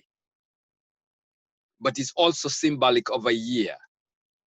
And it's also symbolic of 26,000 years. Yet, we seem to be here 3,010. I'm just talking about cycles here because cycles build upon itself, meaning they have higher active. So every child is the beginning of the manhood stage, whether man or woman. A young adult is the second stage, adult is the third stage, and old age is the fourth stage. But there's a fifth stage, ancestry. Yeah, we know that. So when I say the physical body is symbolic of a day have the beginning with sunrise. That's our head. And then during the day, we have midday, which is our heart in connection with the movement of the sun. So our head is the sun in spring, which is the morning, which is also every morning, which is also springtime in the year. Our heart is summer, the summertime or midday, which is also the summertime of the year. Our sexual part is also represents sunset, which represents evening, and it represents fall during the time of the fall of the year. So just looking at birth, every birth is a fall. We fall into the world. And then we got night season, which is also represents you're posting or sharing. So reparations rebellion. Yeah. So so the next stage is the stage of winter, which represents the darker half of or the time when we go into the colder climate for people who live in the northern hemisphere and the warmer climate for people who live in the southern hemisphere. Because as we celebrate in summer now, people in certain parts of Africa and certain parts of the world, they're celebrating their winter cycle. Yes. So these cycles that are in nature are also in our nature, in our body. So I just shows you how our body is symbolic of a day, as well as symbolic of a year, because a year got spring, summer, fall, winter. But there's another aspect to that. We also have the 12 months, which also link with the year. How does the 12 months align with the body? Well, the first month is ruled by Aries. The second month is ruled by Taurus. The months are straddling because of some mix-up within the calendar system. But we know that the first month, which we consider spring, not in the system where we said the first month is January, ancient time or way back, the first month was aligned with spring. Okay, so if we go with that, Aries, Taurus, all the way down to the feet, we got the full all 12 months because the body is divided along the line of the 12 months. So the body is not only symbolic of the day, but it's also symbolic of a year. The day is also symbolic also of the year, where each part of the body will represent 2 hours, coming from the head all the way to under the feet. So I'm just showing on the metaphysical level, we're one in connection with nature in that sense. So this is where we can prove that we are sons and daughters of the Creator or the heavenly bodies. Interesting. Anything on the pictures as yet, Auntie Jean, or no? I guess it's a no, because I wasn't able to share them because it's taking me somewhere else. Auntie Jean, I can't hear you. You're mute. Okay, I'll continue. I'm Because I want. I'm working on it. Are you working on it? That's very good. She's working on it. Okay. Well, the first picture I wanted to show is a picture which looks like a human figure, but it's very sacred for it's a very sacred language, and the language where it posts on top, it's the way we post, it looks like a human figure. If we ever get to post that and you get to see it, I'll explain that. But I'm talking about this because I want to show how we can understand the importance of understanding the spins or the cycles. Cycles, spin is one and the same because each cycle is a spin. It's from beginning to end and beginning again. So this is why I said the day dies and reborn again. The week dies and reborn again. The month died and reborn again. The year dies and reborn again. And the cycle of time in its entirety. Yes, what our ancient people referred to as the Zeptepi, the first time. The cycle of time in its entirety is 26,000 years or 25.9 something thousand years. Yes, meaning that the cycle of time goes along the line of what we call the great months or what is called eons. Eon is the Greek word meaning age, and there's only 12 age, not 13. Sorry, there's only 12 age, not 13. Yes, and so all these age goes along the line of the Dendora zodiac system, which also have the 12 zodiac signs, or that is connected with what we consider the astrological months, which also on the great flow of that cycle represents a great year or a grand year or the Zeptepi, which is where we are right now in the history of time that we're in. We have come to the Zeptepi. We have traversed the 26,000 years in cycle in time. Yes, and it's actually, the calculation is every 2,160 years is an eon, and times 12, you get 25 times 9 something, which we rounded off as 26,000 years for easy calculation. Yes, half of that 26,000 years, just like the day, is night cycle, and half of that cycle is day cycle. Yes, just like we have in the year, we have half of the year is spring, summer, which represents day cycle, and fall, winter, which represents night cycle. The body is aligned the same way. The day cycle of our body is from the head to the toe, to our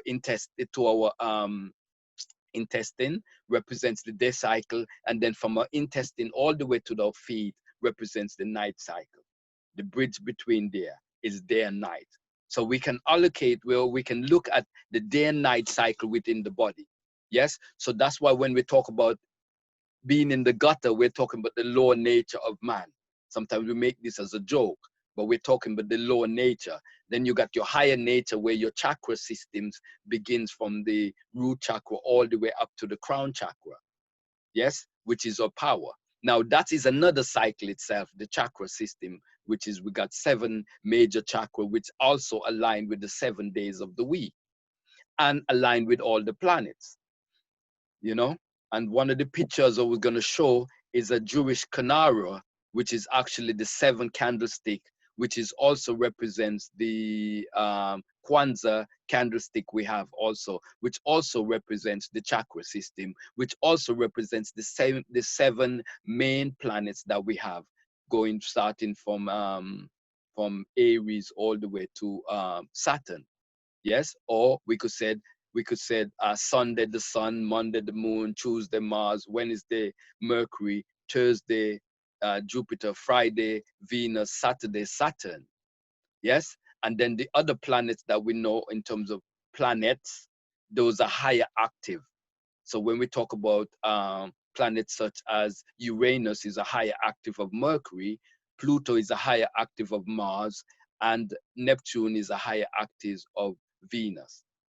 Yes, so we're looking at all 7 planets here or all 9 planets known, or 7 what?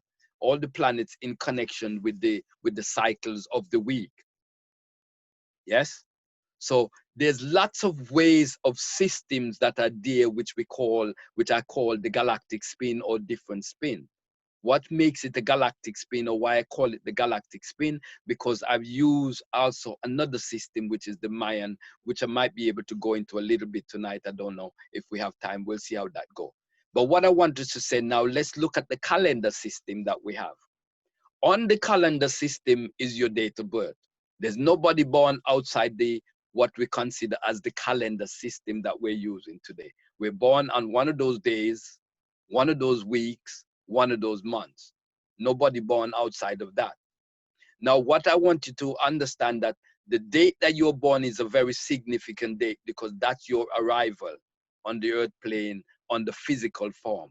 Yes, you were there before because you're in your mother's womb, but you've landed safely.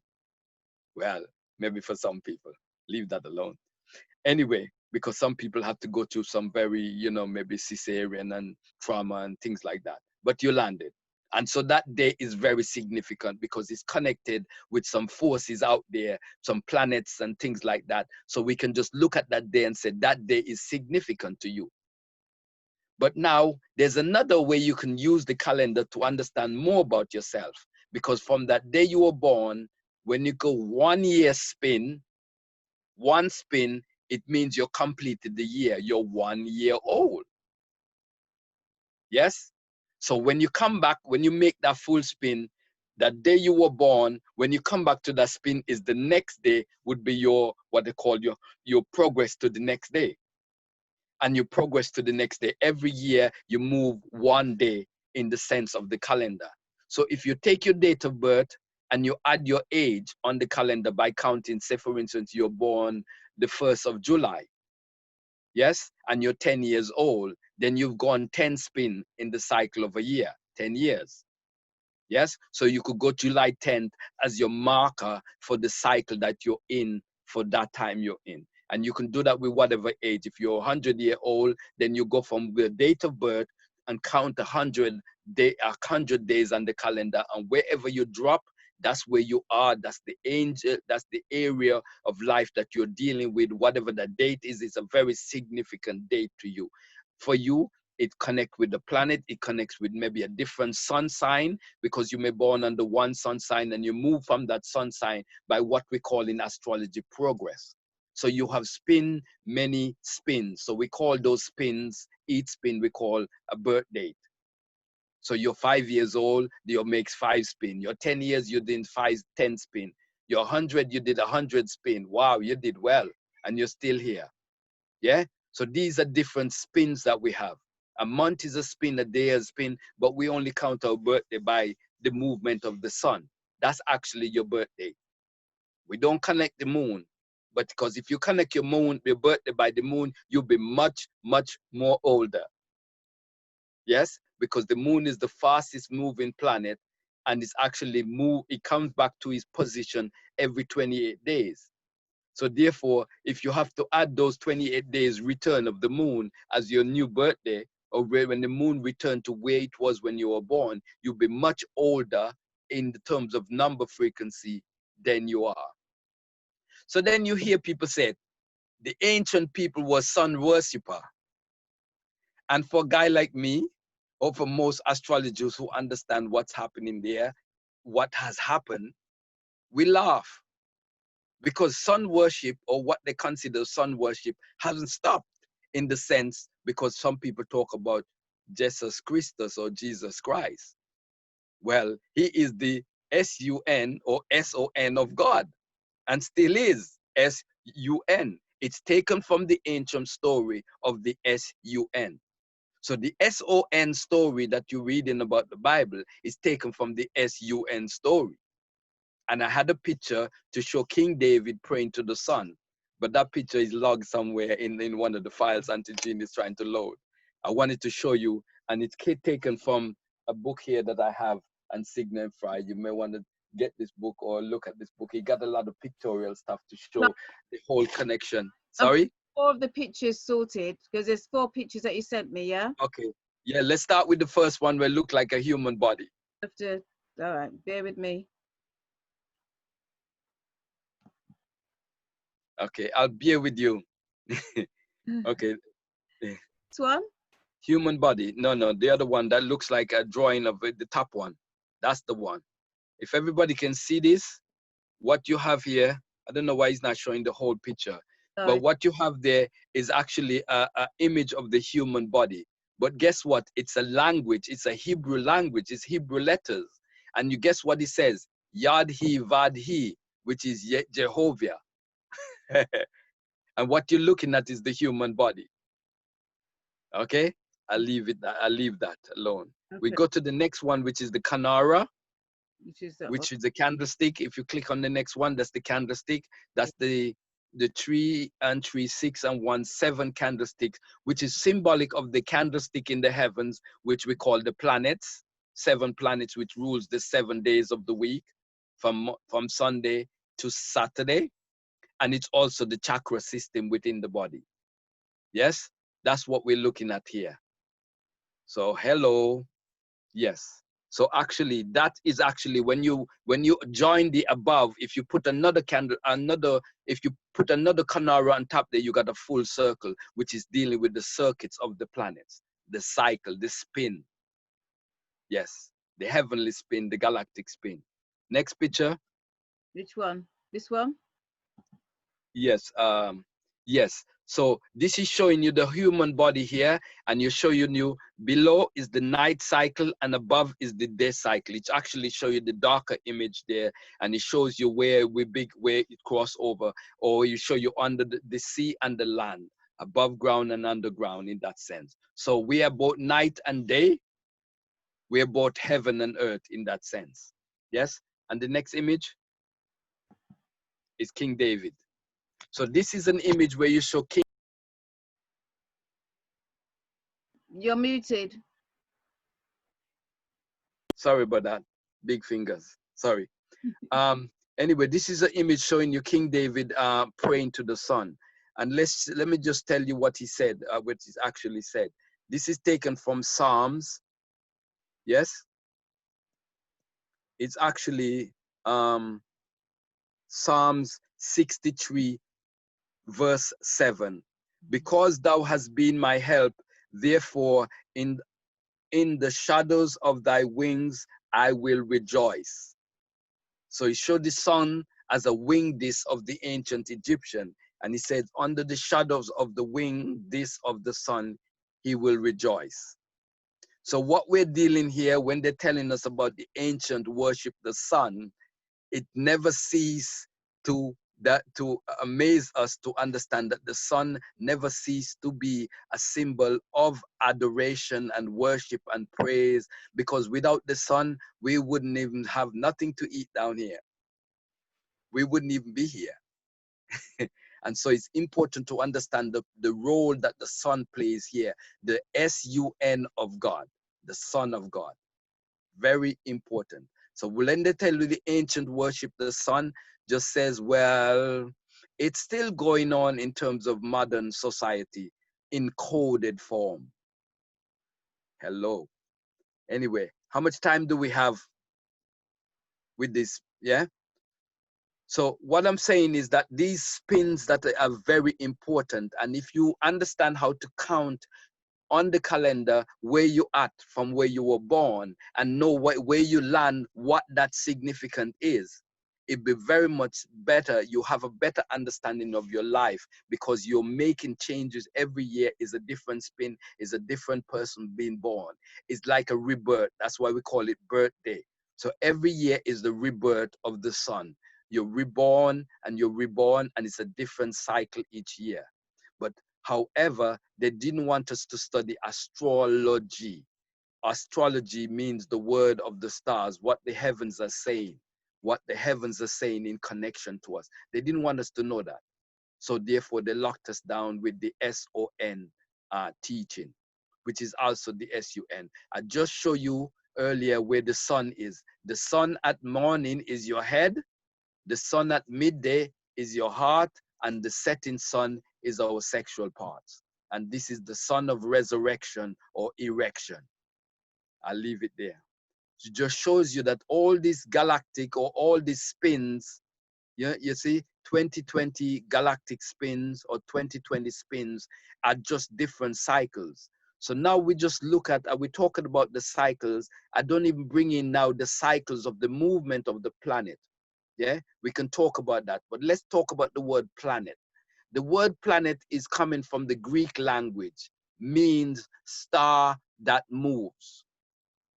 So the planet itself are a certain types of stars that are fast moving. All the stars move, but in astrology, we got what is called the fixed stars. They're slow moving stars, and they calculate different in terms of energy, vibration in connection to yourself. So for instance, if you're born, if anybody born in Cancer or is a Cancer with their sun at 14 degrees Cancer, we would know astrologically that their sun is conjunct the planet Sirius, or the star system, sorry, not planet, but the star Sirius, which is also a star system, which we call in astrology fixed stars. So when you hear about Ophiuchus, Sirius, Betelgeuse, Orion, all of those are considered fixed stars, and they have a location within the astrological cycle. Yes, and people may be born in the lucky stars. That's where the concept comes. When they're talking about born in the lucky stars, we're not talking about the planets. We're talking about the fixed stars in astrology, because planets are one considered fast-moving star, but the fixed stars move 1 degree every 72 years. So some people may not really have a movement in the time because they may not live that long to experience a change between the fixity or the fixed stars that they're born under. But when this movement happens, this is where nation rise and fall based on the information or the changes of the heavens, because everything is regulated from above, not below. Yes, and so when we talk about the spins, we know if you look at your water going out to the sink or the tub, you see that it forms a spin because it's connected with the spinning galaxy or the spinning of the rotation of the earth spinning in that sense. And actually in Australia, it spins different from how we would spin here in the UK, because we're at a different energy wave in connection. So it's important for people to understand how the role of the heavens, how the role of cycles plays in their life, whether they know it or not. Yes, because many a times we're taught not to study these things. And because we don't study, we don't realize we're up against or we're moving from or what is happening. Some of you might in a full moon, may born in a new moon cycle, but you're entering a full moon cycle now, or a last quarter or first quarter moon. And you may not realize that because nobody's doing the calculation. You just realize something is happening. You don't know what it is. We don't have the science. We don't have the background, but you know something is changing in your life. And you just say, praise the Lord, or whatever you say. Yes? But changes are happening. And with this knowledge of the heavens, with numerology, with astrology, we can calculate that and tell you, you're going to have a new moon cycle coming through, or you're having a full moon cycle. I came into my new moon cycle in 2008. And believe you me, it was a rebirth for me. And that's when I went into the Mayan system of astrology. And that's where Galactic Clyde was born or recognized, because I realized that I am Galactic Clyde in the sense of my galactic signature.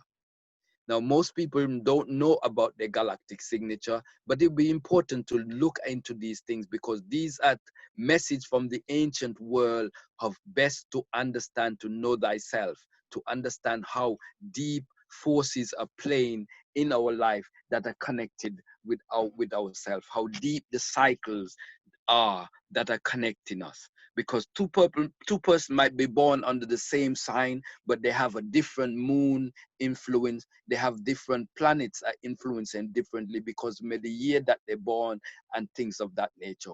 Yeah. So there's a whole lot of data that you can gather by looking into the science of the astrology, the science of the stars, the science of numerology, or the magic of these things. Because for ancient world, they consider these as magic. They call it Heka. Yeah, because these are energies that are happening in our life.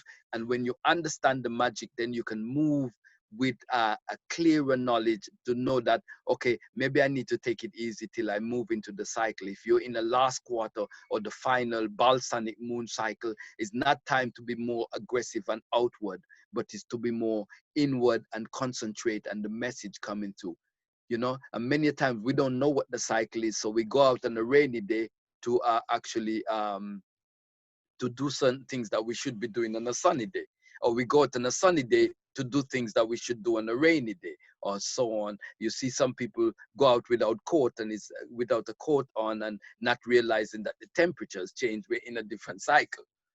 Or they might go out with a heavy coat and actually, oh, my battery is thing there. You know, we're in a summertime, and then you said that person, something's wrong with that person. But it's about knowing the cycles of time so that we can move in harmony. I'm open for interactive and questions. Thank you. Okay, yes, thank you so much. Sorry, Auntie Jean, go ahead. I'm saying thank you, Galactic Clyde, thank you.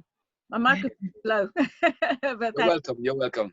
Okay, anybody got any questions? I'm just gonna go through and see if no one's got any questions on the chat so far. I think they were just tuned into your vibration, brother. Like, yeah, I can't see any questions on the chat right now, but yes, thank you so much. That was Powers. I'm really fascinated by what you have started off with about understanding the cycles and how it is literally a mirror of in terms of our bodies, and the understanding, you know, in terms of the cycles of nature, how we are all one, and it's the literal sense of understanding that. It made me think of the Da Vinci Code, or the image of Meridian Man. That's what came to my mind when you were talking about that and the understanding of that. I'm sure it's very much more complicated than that, but it's complex and simple at the same time. Everything you're saying very much resonates. Yes. Well, I didn't touch on the moon, but let's talk about the moon for a minute, because we deal with feminine energy. Female is talking there in terms of that. The moon represents the breast of the female, yes, and the chest of the male, yes. And when a female is pregnant, you see that the blood turns into milk, yes. And so the moon itself is like, you know, white during its full cycle, and then dark or black during new moon cycle. But it represents that whole nurturing qualities that the breasts in the female have. So that's your moon. Also, the cycles of the period is also an aspect of the moon, as well as connected with Mars, because it's also the blood. So your bloodstream, or the blood in the body, I was telling this man who was dropping me home today, we was driving, and we was talking about health and everything. And I'll show him the reason why the way how to keep your health, keep yourself healthy, is to keep your blood clean. And I referred to the road. I said the road is similar to our blood, the conveyor belt, which is the blood. And if the road is blocked, I might be waiting for my medicine or my dinner. and it's coming late and I'm hungry, I'm starving, or my medicine, I need it, otherwise I'm going to a fit. So if the road is not clear, it's the same thing happened to your body, then the nutrient should be going to the brain or somewhere else get trapped. And they say, oh, you have a stroke. You have a stroke because the energy, your blood is too clammy because of maybe what you eat is slowing down the movement. So you could imagine when you're out there and the traffic is slowed down, you don't know who is waiting for what. You understand? So that's why it's very important to take bitter stuff and always keep the blood clean. Because if you keep the blood clean, you got a good blood flow. And if you got a good blood flow, you got nutrition going to different parts of the body. That's why even in the Bible, it says your life is in your blood. Could you imagine the roads all black? It was mentioned earlier by. Go ahead. That was mentioned earlier. About blood, as well. Yes. Well, I could talk about that from the ritualistic standpoint. You know, I was talking to somebody yesterday about the connection with the drum. When the drum was created, our ancestors back then, it was a means of appeasing nature, the plant kingdom, for taking the plant kingdom, whatever we take from the plant kingdom, and the animal kingdom for whatever we take. And so we combine that into what we call the drum, and we play a vibration to give back to the spirit world or to connect and to appease. And I was talking of that in connection to reparation, because reparation is not something we alone should be ranting about. Europeans should be to realize it's important for them to consider reparation. Going back to what Siayome talks about, the laws of cause and effect. Every cause have an effect and every effect have a cause. But if they hold on to all of that, what they have done without any forgiveness, without coming to the table and realize where the error, that means they're holding on to some real bad stuff there. That's not gonna be good for them. It's like accident or certain things may happen because it's part of the effect of the cause.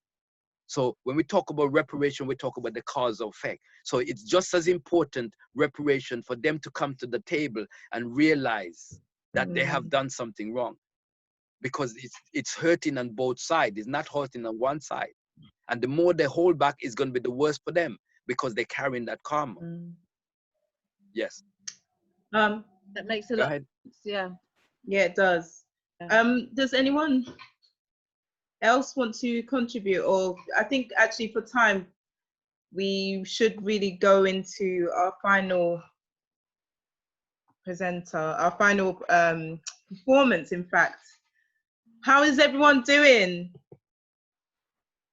I've got comment here saying from Cheryl, fantastic information. Thank you, Galactic Clyde. Thank you, Galactic Clyde, very much. And Ketsi says, welcome, welcome. Yeah, and I like the link between Siayome says about, you know, the carrying forward, you know, the basically it's the burden, and how you've put it, that the burden of what they're carrying and not even acknowledging it for reparation's sake, you know, it just, as I said, it links everything. You know, yeah, they're kicking the ball forward. They're kicking the ball forward for their other generation to deal with, and it gets worse as they kick it forward. So it's best to come to the table and realize, listen, we have done wrong. Let's sort it out. Yeah, we've because all they're got holding on to that wrong, and yes, and it's keep building. We all have to build on what we also must stop kicking the ball forward. I agree with that completely. Thank you, my brother Galactic Clyde. The whole evening has been a blessing. Many thanks to all that is Daddy Makes Dough, to everyone. Paulette said thank you to you, brother, and brother Siayome. I want to call you Yomi. I don't know. It just resonates with me. But great explanation on all what you said on the cycles and the body correlating to astrology, Galactic Clyde. So big up. Thank you. Thank you all, in fact. And what we're going to do, we do have some, we did want to just shout out, just to make sure everyone's aware, on Tuesday, there's going to be a boycott against certain brands. So just so you know, some of these brands are responsible, they have a lot of blood on their hands. For example, Johnson had just been revealed to have been poisoning a lot of our community for a century. Johnson and Johnson have been using talc that contains asbestos inside of it, and we all know what asbestos can do to the body. So it's caused a lot of ovarian cancers, in particularly the targeted women, Black women, women of size, women of color as well. That's the phrase that they use. And despite knowing that this information is out there, still insisting on selling this product in African countries and in Brazil also, where a predominant of us are African. So it's to be aware that these things are going on and to highlight these things, and use the Tuesday as an opportunity to actually boycott and speak out on these things as well, because a lot of us just use these products standardly. We've got alternatives. We can approach our Black-owned businesses and we can support our Black-owned businesses, but we still have to make sure that we highlight the blood that is on a lot of these corporations' hands. So that's one thing I wanted to point out. Also, Auntie Jean has put the information. I'm sorry about that. I just got some noise in the background. I just wanted to point out some information that Auntie Jean has shared. Is that for the village? Yeah, Auntie Jean, if you go ahead. Yeah, that's for the Garvey village. Unfortunately, the property that we've actually been going for in Catford has now been taken over by another company. So that means that we're out looking for a property to house the Garvey village. So if anybody, we can have help from anybody who knows of any empty properties that we can go for or look at, please sort of like, as I said, get in contact with me. The information is there. You can contact me by email or by telephone. If you want any more information, also use that telephone number to contact me and ask me any questions. But we're on the lookout for a building, a property, and like how the situation is now with the COVID, like there's a few empty properties that should be coming to light. And also, as I said, I'm in contact with a couple of people in the council. So there's opportunities for us to get some of or one of their empty properties, maybe only for 3 years, but it's a start. So if anybody's got any details or anything, then thank you very much. All suggestions will be very much appreciated. Thank you. Yes, thank you so much. So the details are in there for everybody. Please do support. This has been an ongoing campaign for a while. And as we know, we can come together and we can build amazing things together once we just put our oneness, we get aligned with each other. But we have a lot of correcting to do within self, and I think that's one of the things that we all are aligned with. That's why we're here on this chat. I think building strength and confidence in going out to speak the message as well, and being more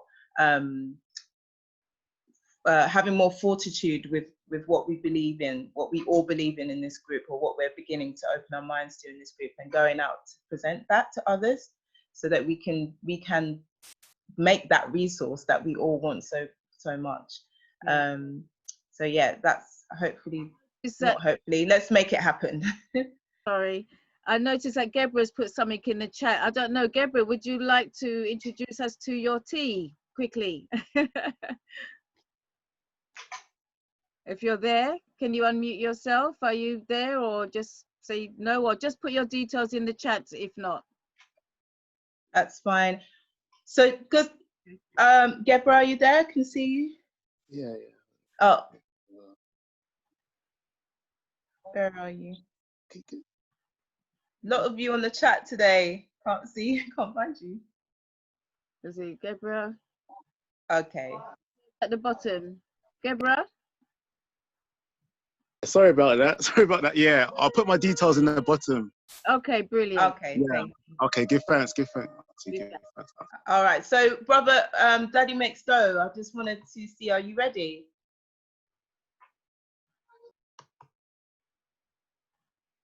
Well, whilst Daddy Makes Dough gets ready, I want to recognize a legend in our midst, legend of spoken word and music. And yeah, hoping that one day he'll bless Auntie Jean's African culture market once again, because it's been a very long time. Most yeah, Rise of Hell Crisis. Most definitely. I wasn't able to speak with Daddy Makes Dough beforehand, but I'll definitely be speaking with you after. So love, sister, love. Thank you for having me. I appreciate it. Thank you. More than welcome. More than welcome. Thank you. Yeah. Oh no, Daddy Makes Dough as well. Look, I just want to show you. There's a legend in the building called El Crisis. Okay. And he's joined us on the Zoom call. We're just highlighting him. I know he's hiding. Okay. But I see his name. There's only one El Crisis.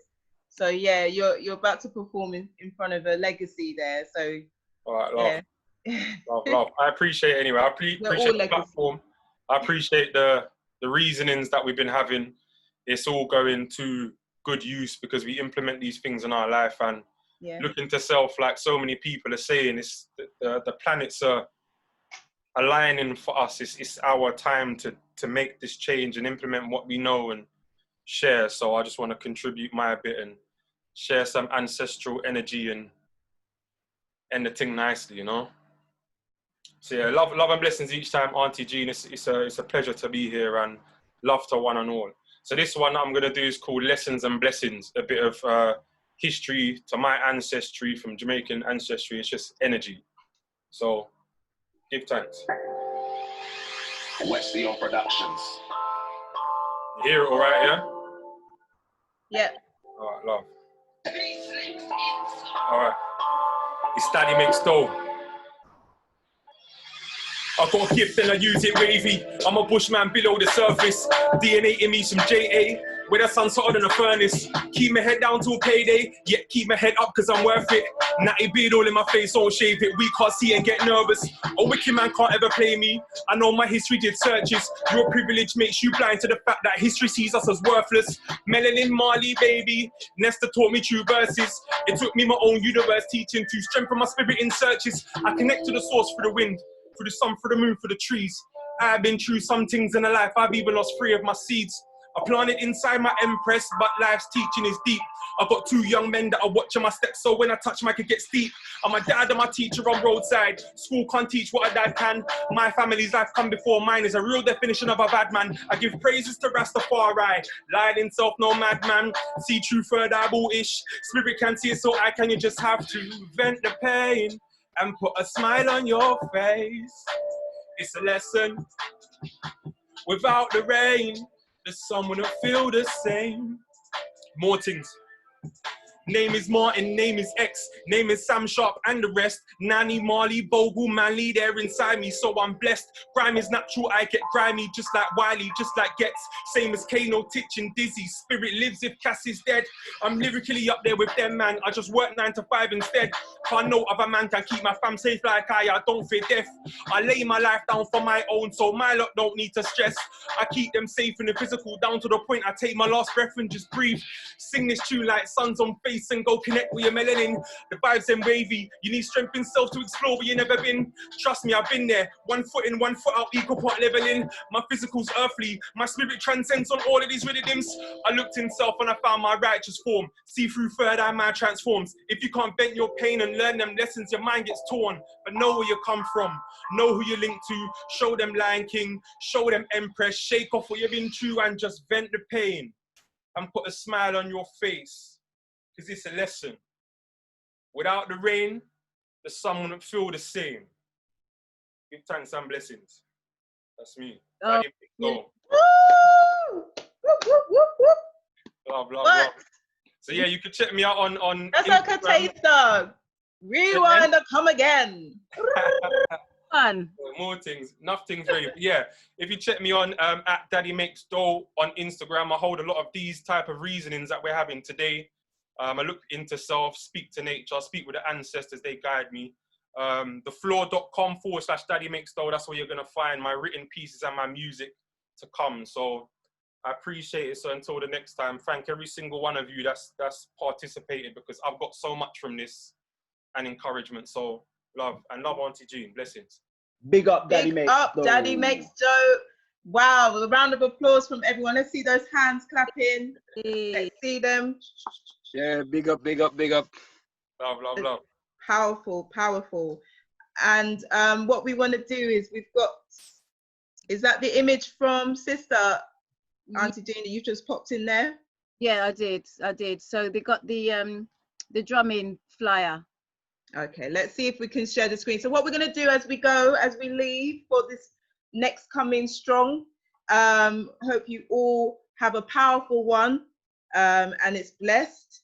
And, you know, you will have our third eye open wide and you know, clarity. Let it all be a straight vision for us, the true 2020 vision. We're going to show a few clips for you as we're leaving the chat. So show the flyer.